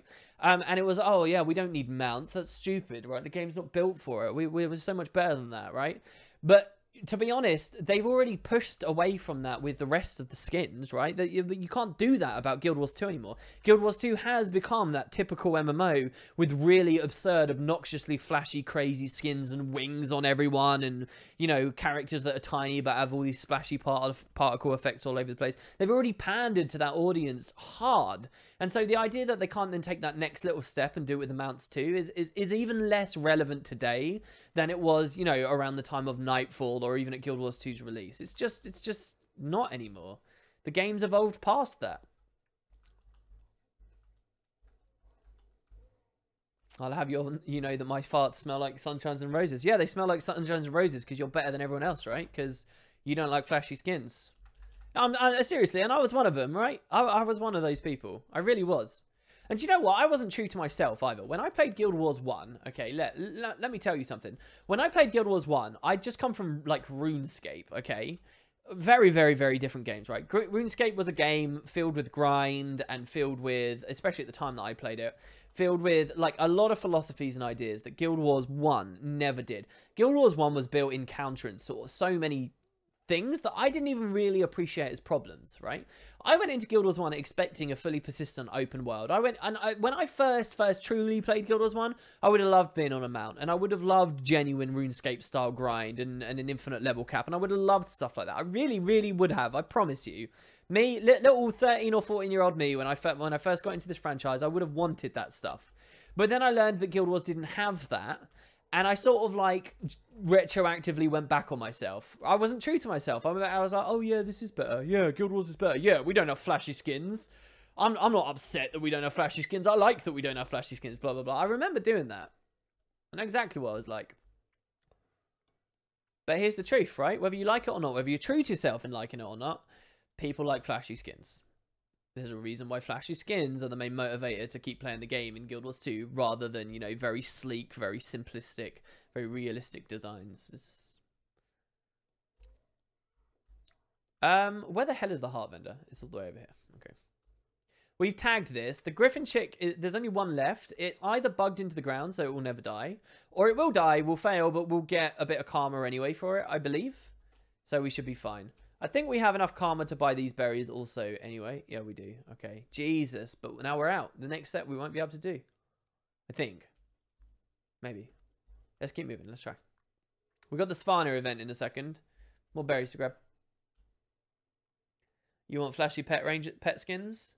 What if we had roller beetle mounts and we could buy new paint jobs just for them, like Grease Lightning? Dude, that would be sick. I think that would be an interesting way for ArenaNet to introduce such a thing, but also make the classic players happy. Yeah, realistic skins don't sell. I agree with you, Philanor. They just don't. And I'm not judging people who like them. I even have a lot of respect for people who like stuff like that. And people who make, you know, go further when thinking about their character to, you know, really immerse themselves on that level, that they prefer the realistic skins and stuff. I do. I have respect for that, and I'm not trying to be mean to anyone who cares about that stuff, because I think good on you in a lot of respects. But to try,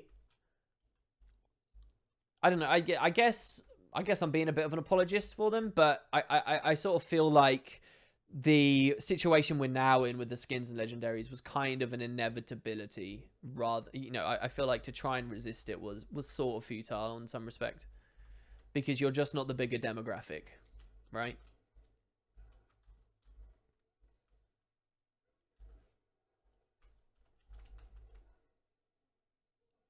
Skins for each and every miniature. What do you mean skins for each and every miniature? Yeah, that event depresses me. It's been stuck in the ground since release. I know, there was some serious quality of life. Bitterfrost Frontier was my favourite Living World Season 3 patch so far. It's been a great patch. I actually can't remember a day I had as much fun in Guild Wars 2 as when that came out in recent years of Guild Wars 2. The first 2 to 3 days when Bitterfrost Frontier came out and A Crack in the Ice, I had so much fun. There was so much variety. There's so many cool things. I was a pig in shit. I loved it. It was awesome. It was really cool. That said, it's got some big issues. I would have loved like a proper QOL like update for this, where they address some of the events. They had the meta properly segue into exploration of the bitter cold. They fixed up the story a bit instead of just one and done throwing it out and then saying, there you go, that's it, fuck it. I think that would have been really nice. But hey, I think a lot of things would have been really nice. All right, so we've got another event with the captors up here. Again, karma, if we can get a hand on it. Polymock. Polymock would be interesting. Would it be an expansion seller? I don't know. I don't, as much as a lot of us veterans like Polymock and are nostalgic about it and expected it to be a part of Guild Wars 2, I don't really know how many people are out there right now who would say to themselves, yeah, I'm only going to get the next expansion if Polymock is a part of it. Polymock is everything to me. I don't think that there's many people out there that do that. So, more combat tonics? Yeah, I want more combat tonics, but I want them to actually be difficult to get. I mean, oh, I can't show you because I'm on my different account. It's too easy. It's crazy.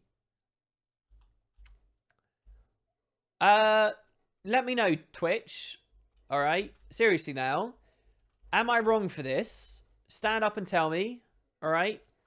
I honest to God believe, honest to God, I believe that Coda's Blessing should be available from the Karma vendor, while the Kodan Tonic should be available from the end of the scavenger hunt. And the baskets. I think those 2 rewards should be flipped. I don't know, maybe Coda's Blessing is a bit much.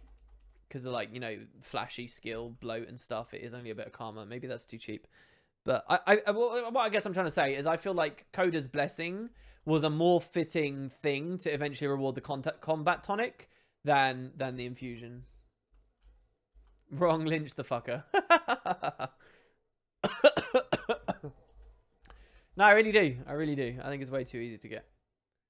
I think for such a cool reward, you can push your player base a lot harder. And yes, it's about pushing your player base to keep playing your game. Yes, it's exactly that. Yeah. JJ Mar says, no, we can't have everyone running around the aura. I agree. I actually think that the aura shouldn't be there. But I do believe the other thing. I believe that...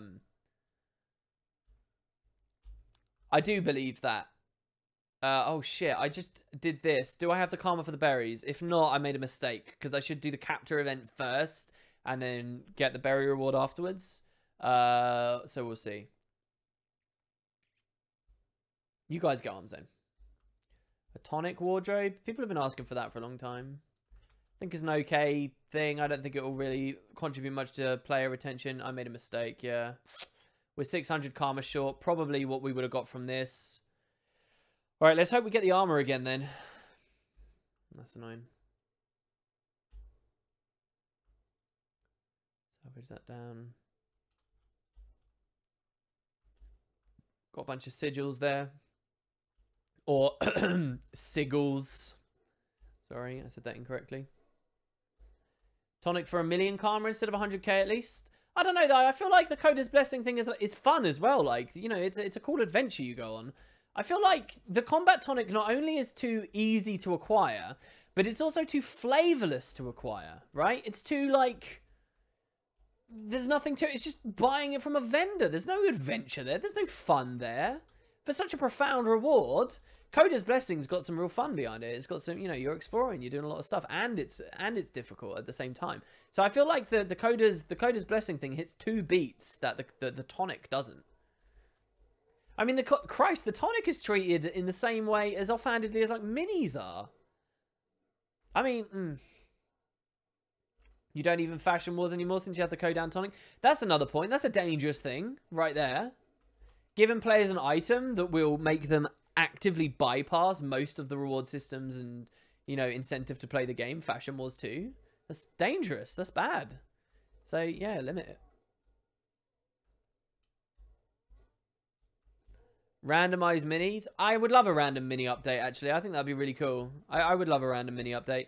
Do you know what I want more than anything else that I just feel like would solve so many problems? Is this, like, gear-specific to areas idea?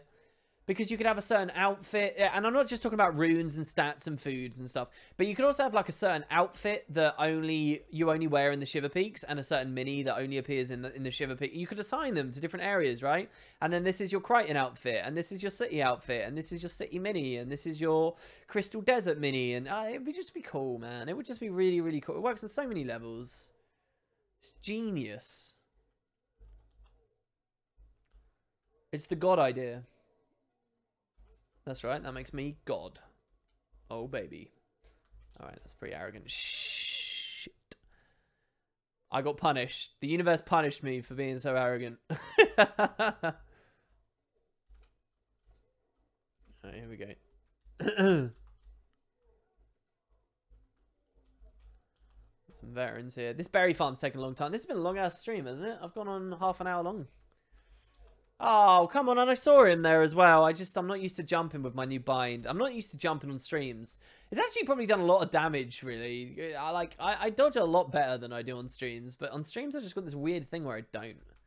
Again, I think it's from where I first started, and Alright, so there we go. We did the event. Now we're back in the Svanir armor. That's a cool glider. That looks sweet. Is that new?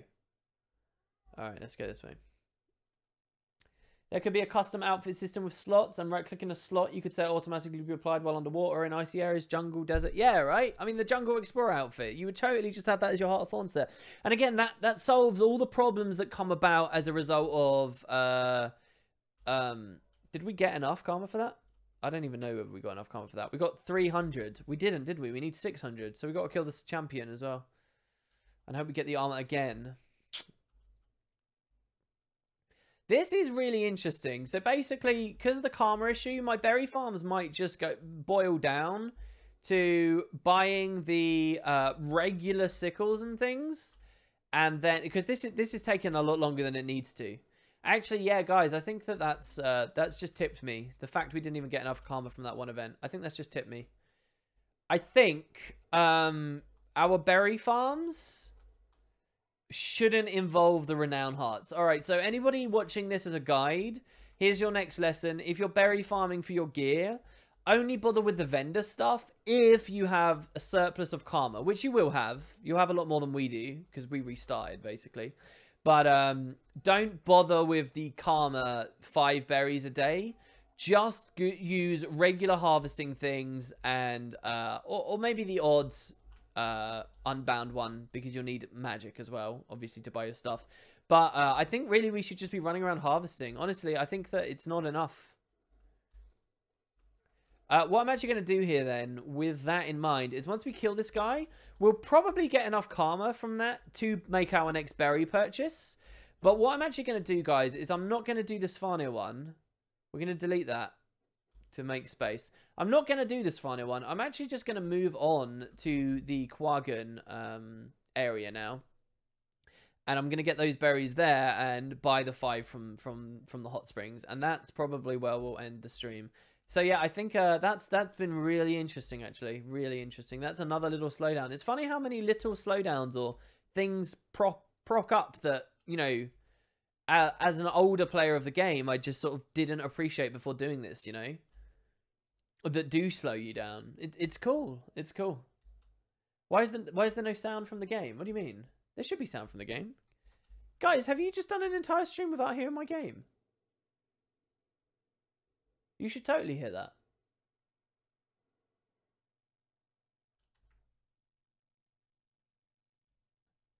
Oh my god, you guys suck. You actually suck. Everyone who's watched this stream today, what are you doing? You're breaking my balls. You've literally listened to nothing but my voice today. What is wrong with you people?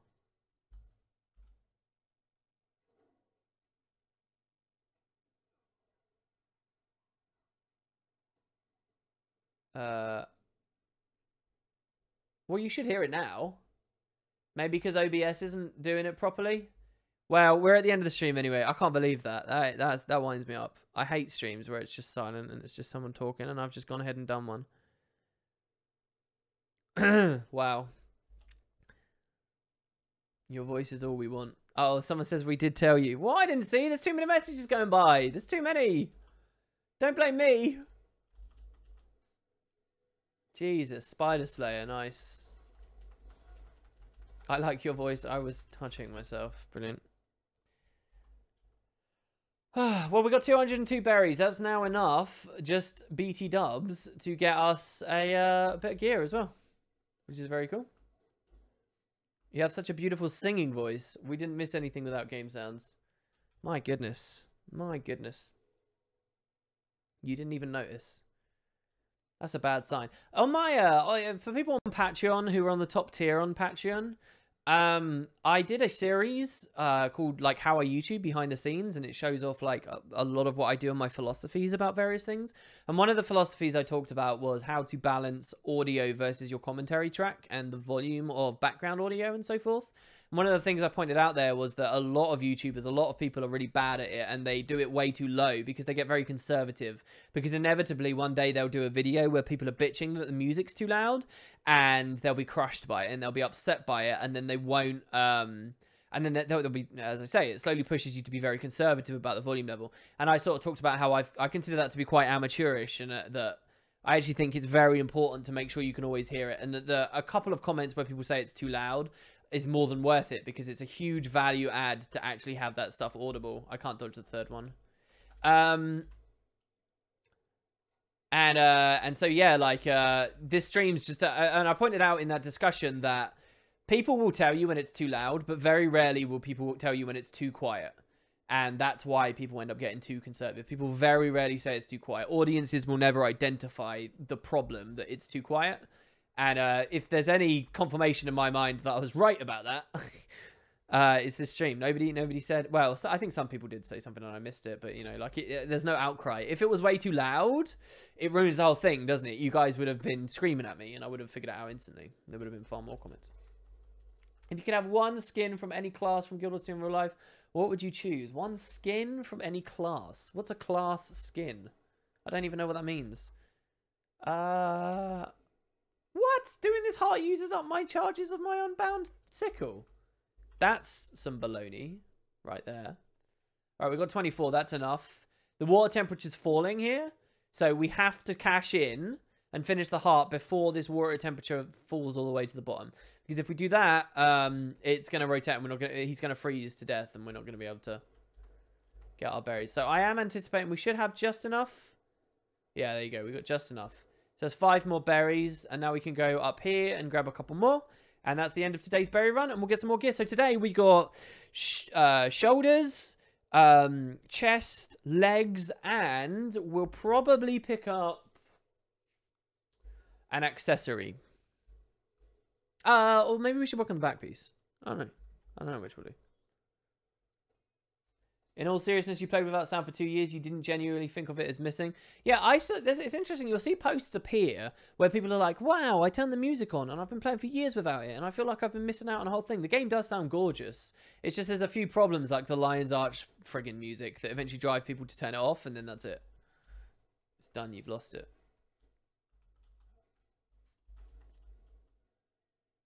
Oh, I never used the bomb. I'm an idiot. Well, we got that. That's fine. 2 more bushes. Voila. Okay. The other reason I want to go to this vendor now is so that we can sell this junk item, the sigils, and the things that we've gathered while we were in Verdant Brink, and so on. So I must say the next stream might be a little bit boring, guys. Seriously, nobody's killed this? The next stream might be really boring. I don't want to run over there to break combat because there's a high chance that one of those will hit me while I'm on the map. So I'm just going to stay here and kill this in this way. Finally, thank you. It's a single spider, guys. Yeah, next stream's basically going to be the same thing. Another berry farm and another VB. That's what it is until we finished our armor and we've got our trinkets. Then we've got huntsmen to look at. And I'm scared of that. I'm genuinely scared of that because the speed guide, I think, online will have changed. So all this stuff we've bought might be a bit weird. We might have a big mistake coming up and we might have a bit of a mess up where we can't finish huntsman. But yeah, and we'll look at that point on meta battle and we'll see what they consider the weapon to be over there. Again, not because meta battle is genuinely lore, but because it's the lore of the pugging world, and the pugging world is what we're about to sink our teeth into. So we go sell those. Regular vendor. Oh no.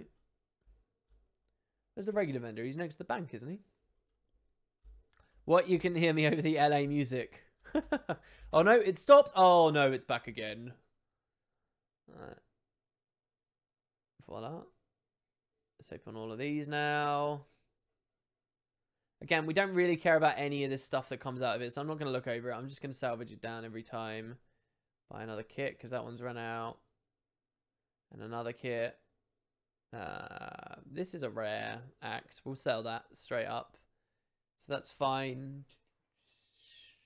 There's no other consumables. That I don't have to type in confirmation of anymore. Hallelujah. Let's sell this stuff through. So we have 70 items waiting for us on the TP and only 68 inventory slots. This is a bit of a problem because it means even with a totally empty inventory, when we grab this stuff for crafting with, we're going to run out of space. So I probably do need to buy a higher slot bag, which again is going to kick our money down a bit again, unfortunately. But hopefully we will have earned enough by the time that's relevant for that not to be a problem. We've currently got 2 gold-ish, which is fine. We could also start looking at a couple of dailies when, like I say, it's a really easy rotation, and we'll get another 2 gold on top. That's very comfortable. There is, of course, another festival going on. We sold one of the envelopes earlier, but I'm not going to go out of my way to engage with it, just in case people watching the series won't have that same luxury. Though it's a lot of festivals. After Halloween comes out, there's a lot of opportunity to earn a lot of money from a lot of festivals, really. Just keep selling instantly here. Again, anyone really patient could be putting orders in on all of this. Look at that. The day that Fox fired, doesn't it? You can't even sell it anymore. Jesus Christ. That's a real example of, like, MMO economies being unwieldy, isn't it? That's really interesting. When Foxfire came out, people were bitching that it was way too difficult to get, and these days all it was going to take was some time. We'll probably get the error in a second, and I'll cancel the stream when we get the error. Well, not cancel, just close it down. Oh, there we go. That's it. There you go, guys. Inventory pretty clear. We made some good progress. We talked about some good stuff. We had some laughs. We had some tears. We talked about farts. And we opened a black line chest. So there you go. That's the stream. Thanks very much for watching, guys. 0 to Hero. Next stream tomorrow, we'll probably do more of this. Maybe I'll show off some Season 5 at some point. I don't know.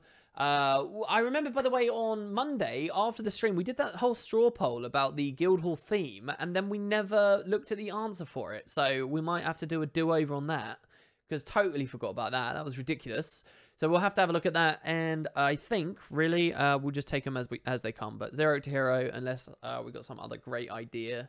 And yeah, that should be that. So thanks very much for watching, guys. I hope you enjoyed the video, or the stream, sorry. I hope you enjoyed the video as well. That's what I was going to segue into next. Over on the channel, if you haven't checked out the Guildhall Sea Mysteries, if you watch it, if you share it to other people who watch Fractals with you, I think that would be really awesome. That's not me just trying to plug myself, like, oh, share my videos so they actually get viewership, right? I'm not saying that. I think that if you watch that, because it is a great recap of all the Fractal story, trust me, you will have a much greater appreciation and excitement for the next Fractal to come out, whenever that might be, when Ark returns in the story, to watch how this develops. I think that's really cool. It's a very convoluted, difficult thing to teach people, or to get everyone in the same understanding position. And the more people who play Fractals and actually understand that there's a story going on there, the better. And I think that'll be really cool. And I'm hoping I've made a video that actually makes that good. So if you want to share it to people that you play Fractals with to understand that, that should be really cool. And hopefully then I'll feel a lot more comfortable doing more interesting videos about Fractals in the future too, because everyone will be on the same page. But yeah, cheers, guys. Hope you enjoyed. Thanks very much for watching. And I guess I will see you next time.